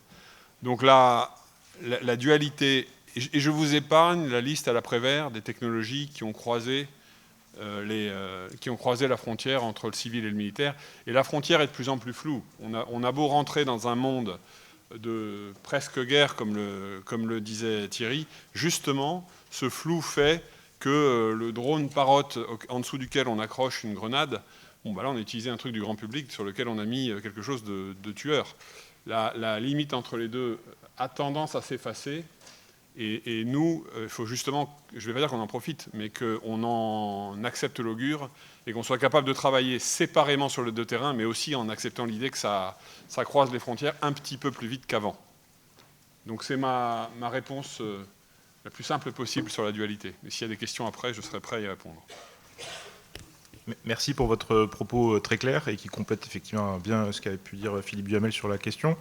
Et dans la continuité de ce propos, on voit qu'il y a une possible dilemme en fait quelque part entre l'idée de soutenir des besoins à court terme qui sont très importants, appuyer les mesures d'économie de guerre qu'a pu rappeler l'IGA Carlier, et puis dans le même temps il faut aussi financer le développement de programmes sur un temps long. Vous avez rappelé l'importance de cette intrication entre civil et militaire, et donc en quelque part préserver la compétitivité des firmes sur le temps long. Et donc comment on arrive à arbitrer tout ça, ce dilemme entre temps court et temps long? L'arbitrage est naturellement pas facile. Thierry parlait tout à l'heure de transparence. Je pense que c'est un élément assez fondamental, c'est qu'on soit capable, pour commencer avant de parler de contenu, qu'on soit capable de partager les difficultés que ça génère d'un côté ou de l'autre. Que chacun, quand on prend une décision ensemble ou quand on arbitre quelque chose ensemble, on sache les conséquences de ce qu'on est en train de décider. C'est pas toujours évident, mais ça commence par ça. On veut mettre le paquet sur le soutien de la flotte en service pour maintenir parlons des avions Airbus, des MRTT, des A400M de l'armée de l'air ou des CASA, pour les maintenir en ligne de vol, avoir un bureau d'études prêt à répondre 24/7, c'est possible. Mais les experts, je reviens au sujet RH, les experts n'existent pas par milliers. Donc quand on les met là-dessus, on ne les met pas dans le développement de l'avion suivant. Il faut qu'on arrive, comme la réalité n'est pas binaire, il faut qu'on arrive à doser à quel point on peut aider au mieux, dans le cadre de l'économie de guerre, dans le cadre même de l'urgence opérationnelle, au-delà de l'économie de guerre, comment on peut aider au mieux les forces à faire ce qu'ils ont à faire, sans amputer, sans obérer notre capacité à développer. Personnellement, je fais partie de ceux qui sont convaincus qu'on peut faire fromage et dessert, une expression française qu'on utilise beaucoup à l'étranger, ça les fait marrer. En plus, ils ne prennent pas tous le fromage et le dessert dans le même sens. À mon avis, les deux sont possibles. C'est encore une fois une question de partage intelligent. Pourquoi ? Parce que quand on fait de la haute intensité, quand on soutient l'armée de l'air et de l'espace dans des exercices comme Orion ou Orionis, nous aussi on apprend. Nous aussi on comprend comment nos avions sont employés, et nous aussi on grandit. Donc c'est utile. Certes, on ne développe pas l'avion de chasse de 6e génération quand on est dans le Pacifique en train d'aider pour Dassault les Rafales et pour nous les MRTT et les A400M, mais on grandit quand même. Et d'un autre côté, il faut arriver à organiser dans nos maisons la bonne rotation entre ce compartiment du jeu et celui des développements futurs. Et en même temps, on doit effectivement développer un Eurodrone, changer la génération du MRTT et préparer avec Dassault, Thales et un certain nombre d'autres le SCAF. Donc c'est ce jeu à deux bandes qu'il faut qu'on arrive à protéger. Ce n'est pas évident. Le problème des ingénieurs, et pas que des ingénieurs, mais le problème des ingénieurs est réel. Alors, j'ai pas de filles, hein, mais bon, j'ai fait 2 fils, ils sont tous les 2 ingénieurs, ils travaillent tous les 2 dans l'aéronautique.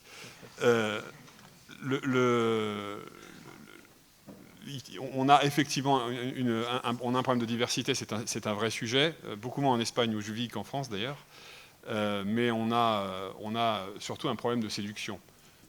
Il faut qu'en fait qu'on accepte l'idée aujourd'hui, et ayant connu la problématique environnementale de mon temps civil et maintenant la problématique militaire, on est moins sexy qu'on l'était, soyons clairs, pour des jeunes. En plus, l'engagement dans une grande entreprise, un engagement longue route d'un jeune ingénieur, même ceux qui viennent dans nos entreprises n'ont pas nécessairement l'intention, quand on les sonde, d'y rester plus de 4-5 ans. Donc il faut que nous-mêmes, on accepte l'idée que cette dynamique-là change et qu'on construise sur une base humaine différente. Mais tout ça étant dit, je pense qu'on a des problèmes fabuleux devant nous, qu'il faut justement utiliser ce pouvoir de séduction de la quantité des défis qu'on a, que ce soit dans le militaire et dans le civil. Et je reviens à la dualité, c'est une force. Ça permet de montrer l'intérêt à une grande majorité de nos jeunes et des populations qui indirectement ont à nous soutenir. Merci pour votre propos très clair qui confirme un peu cette espèce d'exceptionnalisme un peu français dans vos 2 interventions. Et donc, évidemment, un peu en contrepoint, la question qu'on peut se poser maintenant, c'est est-ce qu'il y a des modèles un peu équivalents en Europe? Et donc, je me tourne maintenant vers Sylvie Matelli. Donc, vous avez beaucoup travaillé sur ces questions, Sylvie. Donc, premier de nos voisins, et en particulier un avec lequel on cherche à coopérer, c'est l'Allemagne. Alors, est-ce qu'il y a une forme d'efficacité de la politique industrielle de défense allemande à discuter, et donc nous présenter un peu les avantages et les inconvénients de ce modèle-là. Mais, merci Julien. Alors, comme j'ai le privilège de connaître la 2e question que tu vas me poser, et tu vas me poser la même question sur le Royaume-Uni, est-ce que tu permets que je réponde aux 2 en même temps? Parce qu'en préparant mon intervention, j'ai mélangé les 2 et j'ai comparé les 2. Et puis ça ira plus vite et ça rattrapera un petit peu notre retard, c'est pas si mal. Alors je vais essayer de ne pas être trop académique, puisque ça ennuie vite un petit peu tout le monde, mais quand même, ça va être difficile, parce que ça me rappelle des bons souvenirs d'une période où j'étais bien plus jeune et étudiante, et où ces questions étaient au cœur de la pensée économique sur la défense, et où j'ai beaucoup travaillé sur les théories. Alors pourquoi je trouvais intéressant de comparer le Royaume-Uni et l'Allemagne?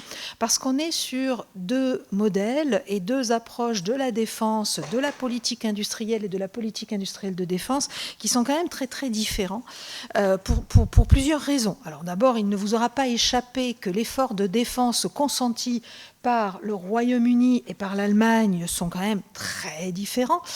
Dans le premier cas, le Royaume-Uni consacre depuis 20 ans entre 2 à 2,6% de son PIB à sa défense, ce qui correspond à 6 à 7% des dépenses publiques, là où l'Allemagne est au mieux entre 1,1 et 1,4% de son PIB dédié à la défense, 1,5 sans prendre les derniers chiffres, puisque l'effort post-guerre en Ukraine est tellement significatif que bien évidemment il fausse l'analyse. Donc il y a un enjeu un petit peu différent dans les deux cas. On va du simple au double et forcément ça ne pose pas les mêmes questions quant à l'impact et quant à l'impact de ces dépenses bien évidemment et les conséquences que peuvent avoir ces dépenses sur l'économie parce qu'elles sont plus ou moins significatives. Le deuxième élément qui différencie les deux modèles, c'est la perception que l'on peut avoir de la défense et de la production de défense et de l'industrie de défense dans les deux pays. En Allemagne, l'Allemagne, alors ça a souvent été dit, et je ne veux pas employer des mots qui fâchent s'il y a des Allemands dans la salle, mais c'est probablement le pays en Europe qui a le plus tiré profit des dividendes de la paix après la guerre froide et après dans les années 90. Là où, et d'ailleurs c'est très intéressant, et là aussi ça me rappelle ma période étudiante, c'est qu'on se posait très souvent la question quand on travaillait sur ces sujets des conséquences économiques des dépenses militaires, on se posait toujours la question, est-ce que les réussites économiques et industrielles et commerciales du Japon et de l'Allemagne sont liées au fait qu'ils investissent très très peu dans leur défense. Donc à revers de la question qu'on se pose ici, et j'y répondrai pas, j'ai bien compris que c'était pas le sujet.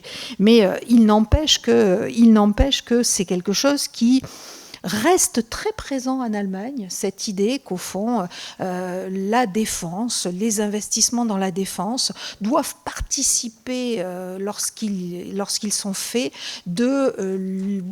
et s'incluent directement dans l'écosystème industriel du pays et pas l'inverse en réalité. Là où au Royaume-Uni, et à l'image de la France en fait, la production de défense, la dépense militaire et la BITD sont des enjeux de puissance, permettent de justifier que ces pays sont encore des grandes puissances ou des puissances moyennes, prenez l'expression qui vous convient le mieux. Parallèlement, au Royaume-Uni, et peut-être à l'image de la France, mais je trouve que c'est encore plus présent qu'en France, l'investissement dans la défense et l'industrie de défense a été un moyen de compenser ou de freiner la désindustrialisation du pays. C'est resté une industrie de pointe, une industrie extrêmement présente et très présente dans les régions qui se sont le plus désindustrialisées. Donc avec cette idée qu'au fond on maintenait cette industrie, ça permettait de maintenir une certaine cohésion des territoires et de réduire les inégalités que pourrait entraîner la désindustrialisation sur les territoires. Donc il y a ces éléments qui sont extrêmement, extrêmement différents. Et puis vous avez des industries de défense qui sont également très différentes. L'industrie allemande est plus à l'image, l'industrie de défense allemande, plus à l'image de l'industrie allemande en général, avec tout un tissu d'entreprises de taille intermédiaire, des entreprises de moins grande taille que ce n'est le cas au Royaume-Uni. Là, au Royaume-Uni, vous avez de grands acteurs, et ça c'est extrêmement important parce que ce sont de grands acteurs qui ont aussi une très forte influence et qui ont eu une très forte influence sur le déroulé et l'évolution de la politique industrielle. Et de fait, les études sur l'impact des dépenses militaires et l'impact de l'investissement de défense sur les pays sont à un niveau très différent dans les deux pays. C'est assez compliqué de trouver des informations, des données, des études extrêmement fouillées et fournies en Allemagne parce que c'est quelque chose qui intéresse assez peu. D'ailleurs, je me suis interrogée, je connais à peu près, et on connaît, le monde des économistes de la défense est tout petit, on connaît tous à peu près les grands économistes de la défense britannique. Il y en a quand même nettement moins en Allemagne et aujourd'hui, ils sont quasiment tous à la retraite. Et ça, c'est assez symptomatique de cette perception différente. Alors au Royaume-Uni, c'est intéressant parce qu'on avait finalement 3 types de travaux sur ces sujets et le dossier est très très fourni. C'est peut-être le pays qui s'est le premier reposé cette question de l'impact économique de la défense.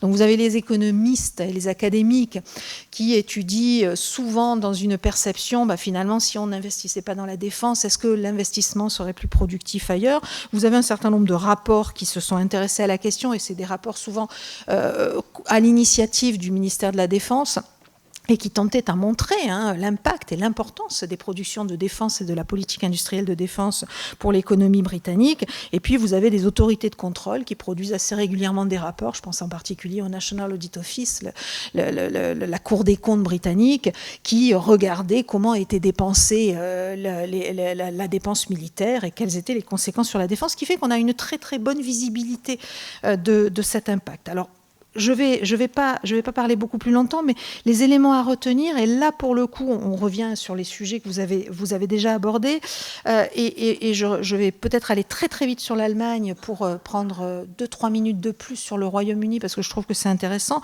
Donc en Allemagne, il est bien évident que l'impact de la défense et de la production de l'industrie de défense est beaucoup plus régional, puisque la production de défense est concentrée sur des régions. Et donc, il est très important au niveau régional, il est très important pour certaines régions, il est perçu comme tel et analysé comme tel, avec, dans la politique industrielle, un certain nombre d'exigences pour que soient préservées ces productions régionales et ces productions locales, pour préserver l'emploi régional, les compétences régionales, puisqu'il est admis et reconnu, et comme ça a été dit par les deux précédents intervenants, que l'emploi dans le secteur de la défense est un emploi très qualifié, donc qui a un intérêt évident pour le pays. L'accent est mis en Allemagne sur la recherche duale pour soutenir l'innovation et pour soutenir également la politique industrielle de défense, vise à soutenir les transferts de technologie entre le civil et le militaire et le civil. Il y a une porosité qui est organisée pour assurer ces transferts de technologie et pour décloisonner en fait, mais c'est de fait déjà décloisonné, la défense et le reste de l'industrie. Au Royaume-Uni, les travaux qui ont été menés ont souvent montré l'impact et tout ce qui a été décrit, mais je crois qu'on a une approche qui est beaucoup plus déterminée, beaucoup plus précise, en perpétuelle évolution au Royaume-Uni depuis le rapport de Philippe Dune en 2008 sur la contribution justement de la défense à la prospérité du Royaume-Uni, avec un constat qui était fait, et ça c'est quelque chose que j'avais suivi de près pendant plusieurs années parce que je suivais le Royaume-Uni, où les ambitions qui étaient affichées par les différents éléments, par les différents documents produits par le ministère de la Défense étaient systématiquement confrontées au manque de moyens et au manque d'investissement dans la défense, et finalement on réalisait jamais la copie. Et donc depuis 2018, il y a un vrai effort qui est fait, un effort de méthode et pas seulement un effort budgétaire, pour essayer de comprendre comment on peut accompagner l'industrie et le MOD et les industriels pour que l'organisation soit au rendez-vous, pour permettre une adéquation entre les ambitions et les moyens qui sont alloués à ces ambitions. Alors plusieurs éléments, je vais passer très très vite. Ce qu'avait montré le rapport Dune, et ça a été, c'est ce qu'on retrouve aussi pour la France, c'est la spécificité de certaines régions très impliqués dans la production de défense, les retombées technologiques et les enjeux de dualité de la production de défense, le rôle clé de la défense dans la formation et la montée en compétences, le positionnement international et la question de la balance commerciale, bien évidemment, et puis les enjeux d'innovation, c'est certain.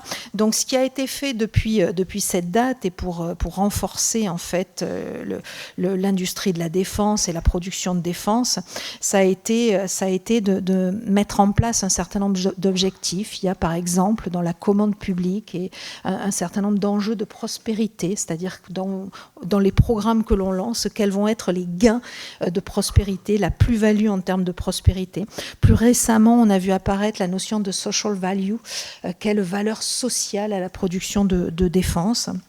Et ce qui est intéressant à constater, j'aurai encore beaucoup de choses à vous dire, mais ce qui est intéressant à constater, c'est que on a véritablement vu cette volonté de renforcer les retombées en fait économiques de la défense à partir de 2021, et l'arrivée des travaillistes au mois de juillet n'a absolument pas changé la donne, avec des annonces qui ont été faites dès leur arrivée la mise en place d'une nouvelle stratégie industrielle de défense, d'une nouvelle Strategic Defense Review, donc révision de défense, pour continuer à amplifier les retombées économiques et l'impact positif de la défense sur le territoire britannique. Merci. Merci Sylvie pour ce propos très clair et merci d'avoir anticipé les deux questions en fait, qui permet de très bien comprendre effectivement les différences de perception entre les deux pays sur cette politique industrielle de défense. Et pour terminer cette table ronde avant la période des questions-réponses que nous ferons peut-être un tout petit peu plus brève compte tenu d'une contrainte d'agenda sur la table ronde suivante, je vous propose d'écouter Jean Belin. Donc Jean, sur là aussi des formes de travaux académiques sur le lien un peu évoqué dans la littérature un peu prépondérant de la défense dans le système national d'innovation, le fait que c'est un secteur tout à fait primordial, et en particulier en complément de ce qu'ont pu dire les deux intervenants issus de l'industrie de défense, comment on peut caractériser la littérature sur ce lien en France ? Très bien, merci Julien. Peut-être je vais apporter d'abord une précision par rapport à ce qu'a dit Sylvie sur le Japon et l'Allemagne, parce que les recherches ont beaucoup évolué. Donc effectivement, à une époque, on disait leur croissance est due à l'absence d'investissement dans la défense. Et puis il y a des nouveaux travaux qui arrivent, notamment de Claude Diebold, et qui montrent qu'au contraire, non, leurs performances actuelles sont dues finalement aux investissements qu'ils ont fait pendant la guerre, et que toute leur structure industrielle actuelle, que ce soit sur l'automobile, l'industrie pharmaceutique ou chimique, a été construit pendant la guerre. Donc ça vient un peu amoindrir le premier résultat. Sur les effets de la défense sur l'activité économique, effectivement, comme l'a rappelé Julien au tout début, les effets à court terme, il ne pose pas trop de questions, c'est-à-dire qu'on pense qu'une dépense de défense, et notamment sur les investissements, va provoquer un effet positif. On va passer des commandes aux donneurs d'ordre, donc ça va créer de l'activité directe et des emplois directs. Ensuite, ces donneurs d'ordre vont passer des commandes à leur chaîne de sous-traitance, qui va créer des emplois indirects et de l'activité indirecte. Et donc là, on avait chiffré dans le cadre de la chaire un peu cet impact-là. En 2023, c'était avec les exportations à peu près 218 000 emplois directs et indirects. Et il faut voir que c'est en train d'augmenter, c'était les chiffres de 2023. Et à ces emplois-là, directs et indirects, il faut rajouter les emplois induits. En fait, ces salariés directs et indirects vont consommer et vont eux-mêmes générer des emplois. C'est un peu plus dur à calculer, ces emplois induits, mais on pourrait supposer que c'est 2 fois les emplois que je vous ai énoncés tout à l'heure. Alors, ce qui pose plus de problèmes et qui est lié à l'innovation, c'est l'impact à long terme. À long terme, la question est de savoir si finalement les investissements dans la défense, les investissements publics, est-ce qu'ils sont complémentaires aux investissements privés ou au contraire, est-ce qu'ils les évincent? Et donc là, ça va dépendre des caractéristiques de chaque pays et notamment des investissements en R&D. Alors, on sait que quand je fais un investissement, que ce soit en matériel ou en R&D, ça va augmenter la productivité des entreprises à long terme, et puis cette productivité va se diffuser. De l'autre côté, pour financer, et c'est la question, pour financer les dépenses de défense, il faut trouver une source de financement. Et donc il y a 2 sources de financement, c'est soit la fiscalité, soit l'endettement. Si j'augmente la fiscalité, mais il va y avoir un effet sur l'investissement privé et civil. De la même manière, si j'augmente les taux d'intérêt, ça peut également réduire cet investissement. Donc toute la question des économistes est finalement de savoir s'il y a plutôt complémentarité ou substitution, et ça va dépendre des caractéristiques de la dépense et de chaque pays. Alors la première, comme vous l'avez montré, avec le cercle des économistes et puis les travaux de Julien, dans le cas français, il y a un impact qui est positif à long terme et qui perdure. Une première explication qui peut être donnée sur l'importance de cet impact économique, c'est tout d'abord de posséder des entreprises de défense dans le pays. Si vous achetez sur étagère, vous allez peut-être bénéficier de l'effet économique de la sécurité, mais vous n'allez pas créer d'activité dans votre pays. Donc première condition, ne pas acheter sur étagère, et ça c'est important au niveau européen si on veut conserver notre impact économique. La deuxième condition, c'est ne pas disposer uniquement finalement de grands donneurs d'ordre qui seraient français, mais avoir une profondeur dans la chaîne de production. Ça a été rappelé à de nombreuses reprises. Il y a beaucoup de PME, beaucoup de sous-traitants qui interviennent dans cette chaîne de production, et plus elle sera franco-française, et plus l'impact économique sera important. Alors là, la limite, c'est qu'on voit que la France a perdu beaucoup d'industries depuis un certain nombre d'années, et que sur certains segments, il faut reconstruire des capacités de production pour avoir une chaîne de production franco-française. La troisième condition, ça va être l'ampleur ou l'importance de la dépense d'investissement et de la dépense de R&D. Parce que c'est essentiellement par cette dépense d'investissement et notamment par la dépense de R&D que l'effet à long terme va perdurer et va rester. Alors pendant longtemps, il y a eu des débats sur l'influence de la R&D défense sur la R&D civile. On avait peu de preuves empiriques ou de mesures, on avait surtout des dires d'experts. Et puis avec la chaire, on a travaillé avec plusieurs économistes ces dernières années qui ont publié des papiers dans de très bonnes revues qui ont permis de répondre à la question. Alors le premier travail, ça a été un travail de Mariana Mazzucato qui a travaillé finalement sur les technologies de l'iPhone. Elle, son objectif, c'était de démystifier un peu le mythe de l'entrepreneur génial qui a tout inventé au fond de son garage et à qui on doit une rémunération exceptionnelle. Et elle a montré que la plupart des technologies de votre iPhone avaient été développées sur des financements publics. Et puis, si vous regardez, elles ont été développées essentiellement par des agences de défense, le MOD, le DOD, la DARPA. Donc là, on avait des premiers éléments de l'influence de la R&D, mais toujours pas quantitatifs. Et puis, Moretti et Van Rhenen ont publié un très bon papier, notamment avec des données sur la R&D et des données françaises. Et eux ont montré qu'il y avait que cette question de la complémentarité ou de la substitution, on voyait réellement une complémentarité entre les dépenses de R&D défense et civile. Et donc, il n'y avait pas d'effet substitution. Et pour eux, une augmentation de 10% de la R&D défense entraîne une augmentation de 4% de la R&D civile. Donc, on voit l'importance de la R&D défense. Ils ont montré également, puisqu'on a parlé tout à l'heure sur les vitesses de l'innovation, ils ont montré que cette R&D défense avait augmenté la vitesse d'innovation et la productivité des entreprises.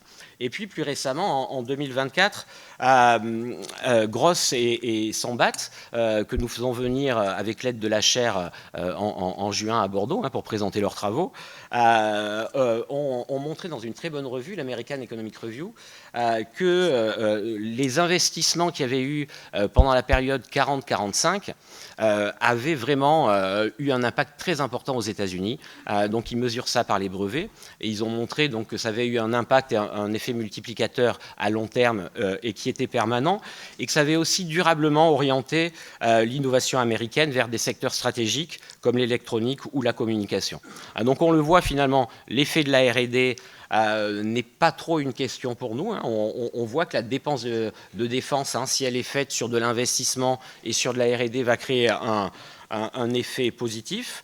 Alors, comme autre condition, je vous ai dit que ça se diffusait, et donc il faut une ouverture de la défense vers le civil pour essayer de maximiser cette diffusion. On va avoir la productivité qui va augmenter dans le civil uniquement si on a des liens très importants entre la défense et le civil. Or, on voit que ces dernières années, la défense est plutôt ouverte au civil. Dans toutes vos entreprises, vous avez des politiques d'open innovation, le ministère s'est rapproché des universités et il faut continuer cette ouverture. Merci Jean pour cette présentation un peu sur les résultats de la littérature académique du sujet. Et pour conclure avant la séance de questions-réponses, un peu à l'articulation des sujets microéconomiques et macroéconomiques dont on a beaucoup parlé dans cette table ronde, quel est l'impact économique de cette innovation sur la performance des firmes, sur la qualité des emplois, sur l'impact de la R&D à l'échelle des firmes et au niveau du marché du travail? Oui, alors on sait que la R&D, que ce soit dans le civil ou dans la défense, et puis que ce soit au niveau micro pour une entreprise ou un pays, on sait que la R&D détermine vos performances futures. Et ça, c'est un résultat qui est très important en économie, et on en est sûr. Hein. Donc il faut augmenter la dépense de R&D, ça va augmenter vos performances futures. De la même manière, donc sur les marchés défense et sur les marchés civils. De la même manière, on a parlé tout à l'heure des exportations, mais on voit que quand les entreprises font de la R&D, et qui est soutenue par le ministère des Armées, mais plus il y a de la R&D et plus il y a de performance à l'exportation, et ces exportations permettent ensuite de créer des emplois en France. Et si on regarde finalement la LPM qui est proposée, hein, sur tous les points dont je vous ai parlé, on va retrouver ces éléments qui vont maximiser l'impact de la défense. Donc on voit qu'on a un investissement très important, notamment sur les équipements et la R&D, qui a été déjà débattu tout à l'heure. On augmente de 3,3 milliards chaque année le budget. Ensuite, on va avoir un impact sur la R&D. Dans cette LPM, on investit beaucoup sur les technologies futures, les chars du futur, l'avion du futur, la modernisation de la dissuasion nucléaire. Donc tout ça va entraîner des investissements en R&D et un impact important sur l'économie nationale. Merci Jean de ta réponse. Nous reste à peu près un gros quart d'heure pour la période des questions-réponses. Le temps a un petit peu filé. Donc un micro va circuler dans la salle. Donc je vous propose qu'on prenne 3 questions plutôt courtes, s'il vous plaît, pour permettre d'en avoir un certain nombre. Je vous demande de bien vouloir vous présenter et de dire à quel intervenant la question s'adresse. Donc on a une première question ici, monsieur.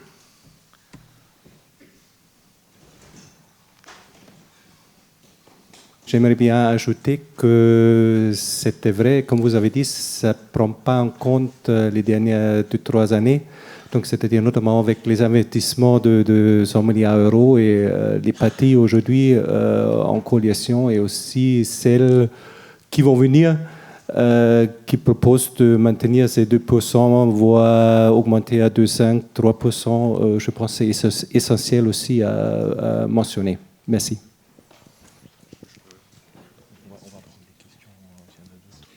Une question là, s'il vous plaît.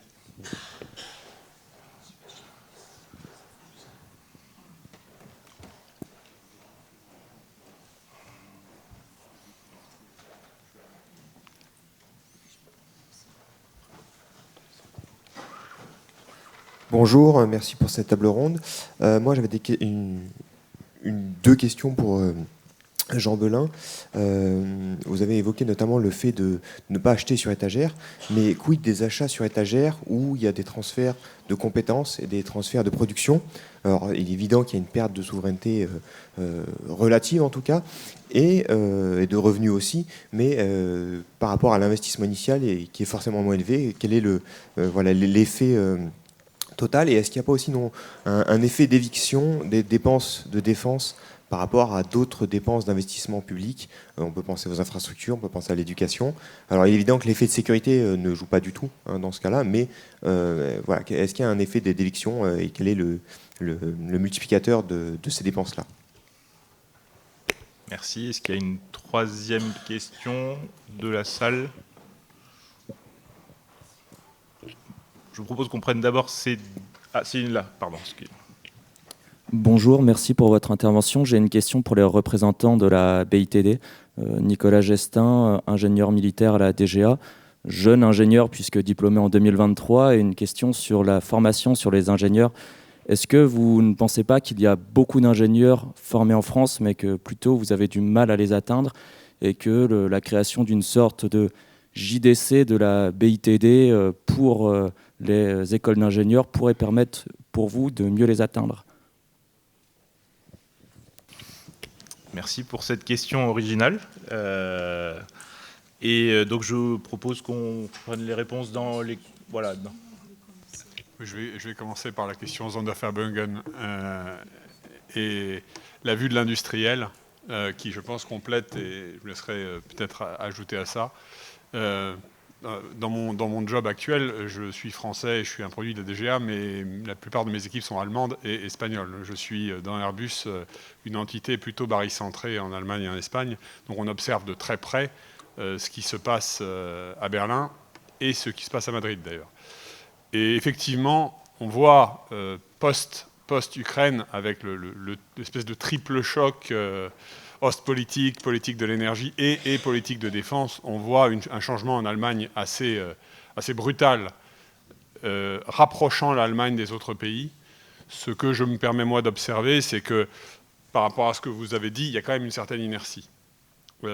Et tous les pays, l'Allemagne en particulier, ont leur champ de règles, de processus et de culture et d'habitude. Et mon observation assez personnelle, installée dans un système très intriqué franco-germano-espagnol et britannique d'ailleurs aussi, c'est que oui, l'Allemagne bouge assez vite, mais avec un peu le poids de l'histoire de l'après-guerre.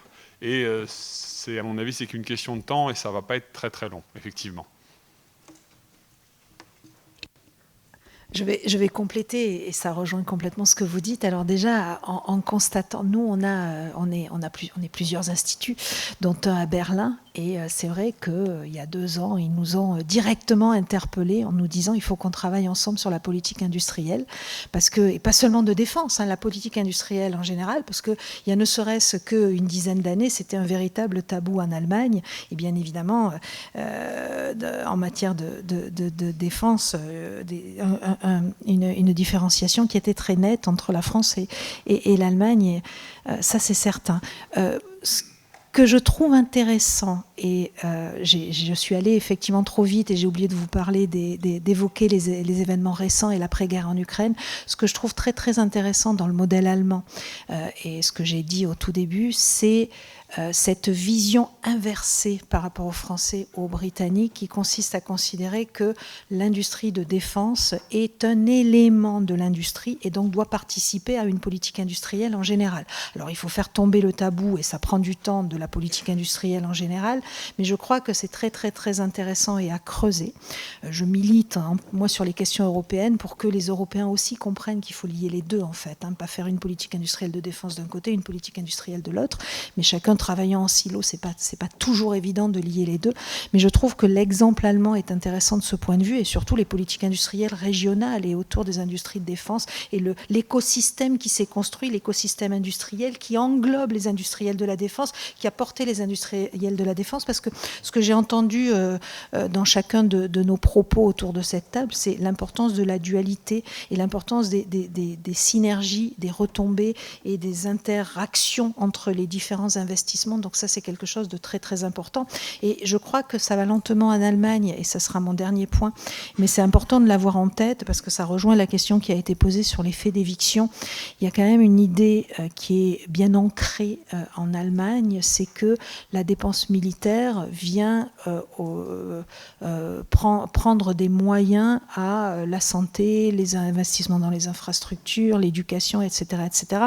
Il y a une société civile, que ce soit vrai, pas vrai, que l'impact soit avéré ou pas, il y a une société civile qui est quand même extrêmement prudente, voire extrêmement, je ne suis pas sûre que le mot soit français, réluctante à investir, réticente, merci beaucoup, à investir dans les anglicismes ne sont pas de bon ton, il faut apprendre à parler français, réticente à investir dans la défense, donc il faut être très attentif aussi à gérer cette dualité et à penser la politique industrielle de défense dans un contexte plus global. Et je pense que c'est ce qui explique la lenteur, mais c'est ce qui explique aussi les choix qui sont faits avec une augmentation des dépenses militaires qui a des ambitions aussi territoriales, économiques ou autres. Et ça, c'est particulièrement intéressant et instructif pour nous Français. Peut-être juste un mot complémentaire sur l'Allemagne. Vu d'un industriel, elle est assez présent en France, bien sûr, mais aussi en Allemagne. Je pense qu'on a un très gros avantage en France, c'est la DGA. On a une DGA très puissante et qui nous guide. Et ça, c'est quelque chose qu'on trouve dans pas beaucoup d'autres pays. Et je pense que le seul autre pays dans lequel on a quelque chose d'aussi puissant, évidemment, encore dans un autre monde, c'est le DoD, c'est aux États-Unis. Et ça, je pense que ça compte quand même. Hein.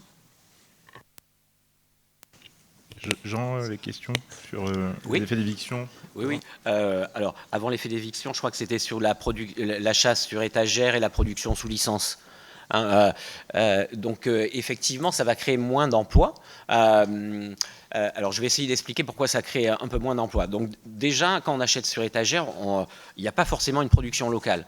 Hein, donc, on va essayer de compenser de temps en temps par une production locale. Mais là, ça va être mon effet, si vous voulez, à court terme. Hein, les emplois directs, indirects et induits. Mais on n'aura pas l'effet de la R&D, finalement, qui est l'effet le plus important et qui est l'effet à long terme. Donc c'est vraiment pas équivalent un achat sur étagère et une production nationale qui aurait été pensée depuis plusieurs années où il y aurait eu des investissements en R&D conséquents.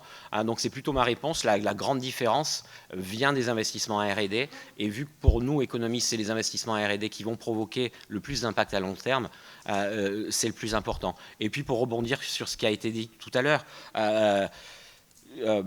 l'effet de la défense, il est dû à un effet quantitatif, hein, le montant de la dépense de R&D qui est réalisé, mais on s'aperçoit aussi qu'il y a un effet qualitatif de la défense et que la défense peut-être arrive à faire émerger ou à gérer des fois mieux l'innovation. Hein, on a parlé des instruments qu'il y avait tout à l'heure, de la LPM qui permettait de réduire l'incertitude, le risque. On a parlé d'agences comme l'AID, la DGA. Voilà, tout cet écosystème-là ne sera pas là si on fait un achat sur étagère et donc ne permettront pas de jouer leur rôle dans le système national d'innovation. Sur l'éviction des dépenses, donc évidemment, moi je ne suis pas pour baisser le budget de la recherche ou de l'enseignement et augmenter le budget de la défense. Hein. Je ne pense pas que ces budgets-là soient substituables. Hein. Il faut voir ça au contraire comme une complémentarité. Il y a eu des travaux qui ont été faits par des économistes sur le long terme qui ont montré qu'une économie de guerre, c'était se battre sur tous les domaines. Donc ne pas se battre uniquement sur la défense, mais finalement, pendant ces périodes d'économie de guerre, généralement, on augmente aussi les dépenses de recherche, les dépenses d'enseignement, les dépenses de santé pour avoir une population apte si on en avait besoin. Donc je ne pense pas qu'il faille baisser le budget de la santé ou de l'enseignement et augmenter le budget de la défense. Il faut plutôt voir ces budgets comme des budgets complémentaires. Et la question sur la JDC éventuellement industrielle.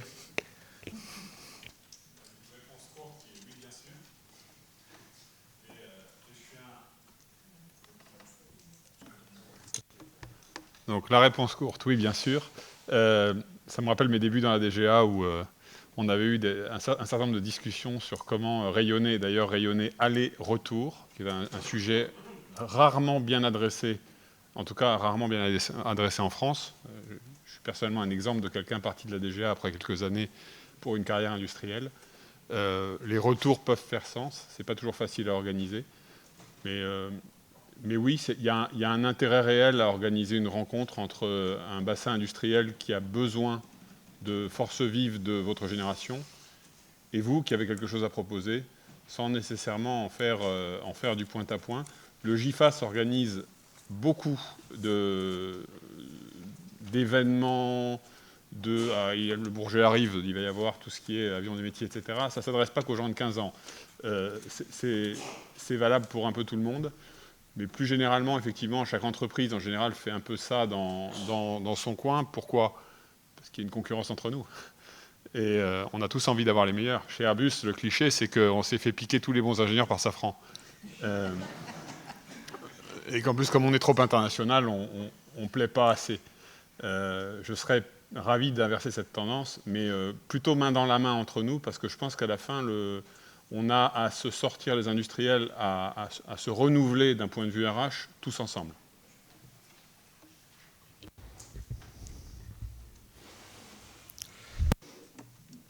Oui, enfin, moi je suis d'accord avec Jean-Brice.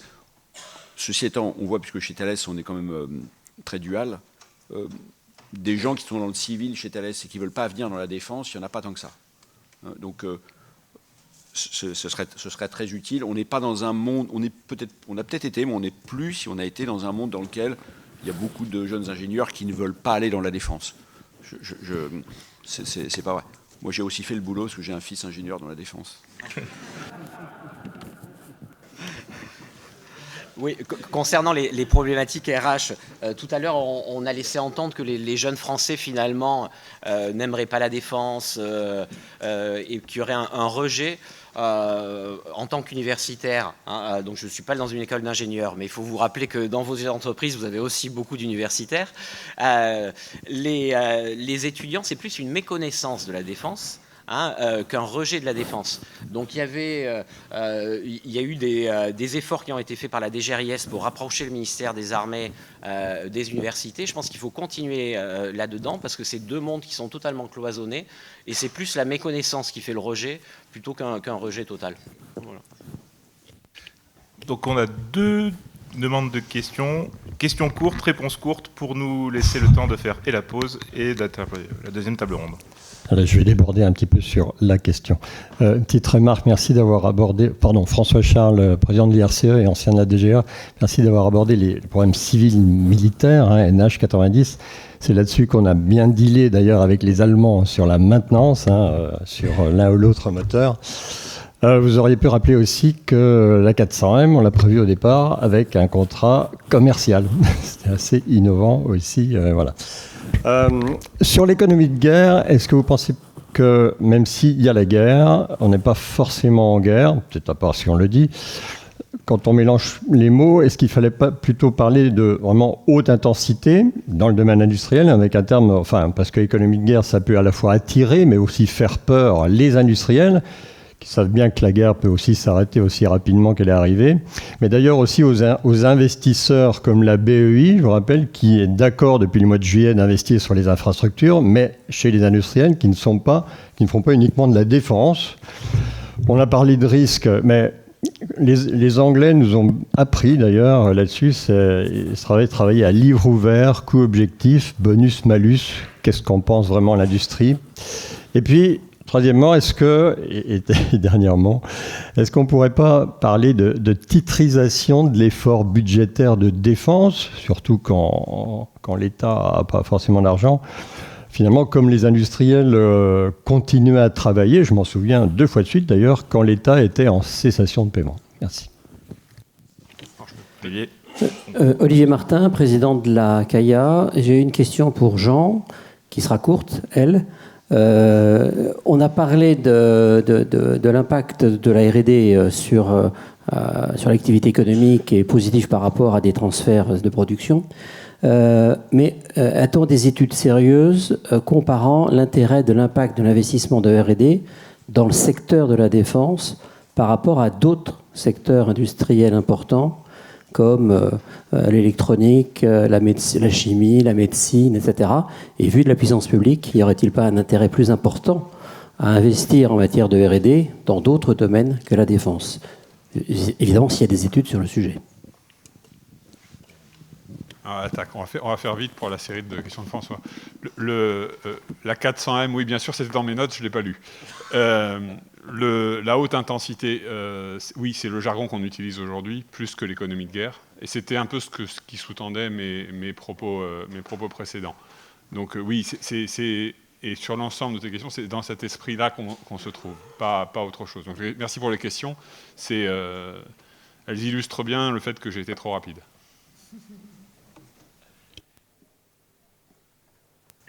Un mot sur l'aspect bonus-malus. Alors, il y a un pays dans lequel on fait on appelle ça cost plus fee, c'est les États-Unis. Tous les contrats de développement sont comme ça. Que je sache, les développements aux États-Unis sont beaucoup plus coûteux qu'en France. C'est une notoriété publique. Quand il nous faut 100 pour développer quelque chose, les Américains, c'est 300, 400, 500. Donc, et ils sont en cost plus fee. Alors, est-ce que c'est la seule raison? Probablement pas, mais c'est ça. Maintenant, je comprends aussi, parce que c'est une volonté de la DGA, de dire on doit avoir... et ça, c'est plutôt ce que les Américains appellent le cost plus incentive fee, c'est-à-dire que plus les coûts sont bas, plus la marge est élevée. Alors, et en fait, on partage le gain. Ça, c'est quelque chose qui se regarde, qui ne marche pas partout, qui peut marcher dans certains cas, mais qui a une conséquence qu'il ne faut pas oublier pour que ce soit totalement, les calculs soient irréprochables. Ça nécessite une organisation comptable qu'il y a aux États-Unis, et qui est extrêmement lourde, et qui a un coût. Donc il faut regarder ce qu'on gagne et ce qu'on perd. Très sincèrement, c'est un débat qu'on a depuis des années. C'est pas nouveau. Moi, je travaillais aux États-Unis. C'était comme ça. C'est quand même wow. Donc, dans certains cas, probablement, pas pour tout. Je me permets une seconde sur le Royaume-Uni. Le modèle Brit avec bâton et carotte et des partenariats publics-privés bien organisés marche très bien. Et c'est une très bonne source d'inspiration pour tous les pays. Je ne suis pas sûr que ça s'internationalise à outrance, mais par contre, sur la base de programmes internationaux, ça peut très bien marcher. On a le MRTT qui fonctionne comme ça, nous, là-bas, et ça marche. Et c'est quelque chose de profitable pour l'industrie et de très efficace pour la Royal Air Force. Et on est en train de songer à mettre les A400M dans le même modèle. Et le modèle est vertueux, avec le maximum de transparence comme un ingrédient indispensable. Oui, juste une remarque là-dessus. Les États-Unis sont en train de réduire leur contrat à prix flexible. Avec le développement de l'innovation, de l'incertitude, c'est de plus en plus coûteux pour eux. Et donc, si vous regardez ce qui se passe dans le domaine spatial, il y a le modèle économique qui a totalement changé et on voit que c'est en train de se transposer au monde de la défense et peut-être qu'à terme, ces contrats à prix flexible vont disparaître. Et la titrisation, alors pour moi, la titrisation, c'est quand c'est d'aller revendre des crédits sur le marché. Moi, je ne suis pas pour toutes les innovations financières dont on parle pour la défense. Je trouve que ça augmente le coût à chaque fois. Je trouve que c'est un investissement de long terme à avoir. Donc, il faut avoir un engagement politique et le financer par la dépense publique. Donc soit par la fiscalité, soit par l'emprunt. Mais on a parlé d'un grand emprunt, de livret A, etc. Je trouve que historiquement, toutes ces solutions, on les a mises en place en France. Et on a vu souvent que ça coûtait plus cher que recourir directement à l'emprunt et avoir une décision politique franche. Et sur la question d'Olivier. Et sur la question d'Olivier, alors il y a très peu de travaux là-dessus, parce que finalement ça va dépendre beaucoup des caractéristiques du pays, du secteur. Quel type de R&D je fais, comment je travaille avec le civil. Donc le seul travail que je connais, c'est un travail d'un jeune économiste italien qui a analysé les technologies défense aux États-Unis et les autres technologies à partir des brevets. Et il montre que les brevets défense sont généralement plus généralistes. Ils font référence à plus de classes technologiques et donc à un impact économique plus important à long terme. Mot de la conclusion. Juste une toute petite phrase pour revenir sur ce qu'on vient de dire sur le Royaume-Uni.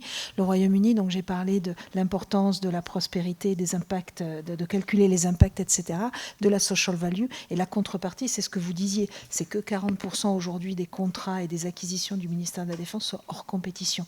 La compétition, le modèle, c'est la compétition uniquement si c'est nécessaire, en fait. Donc c'est intéressant parce que ça bouleverse un petit peu les cartes de nos idées reçues et en même temps, c'est un modèle extrêmement efficace, effectivement, avec transparence, avec tout un ensemble d'éléments qui sont gagnants-gagnants. Merci à toutes et tous pour cette table ronde riche en débat. Et donc, je vous propose de faire quelques courtes minutes de pause et nous reprenons d'ici une petite dizaine de minutes pour la table ronde numéro 2.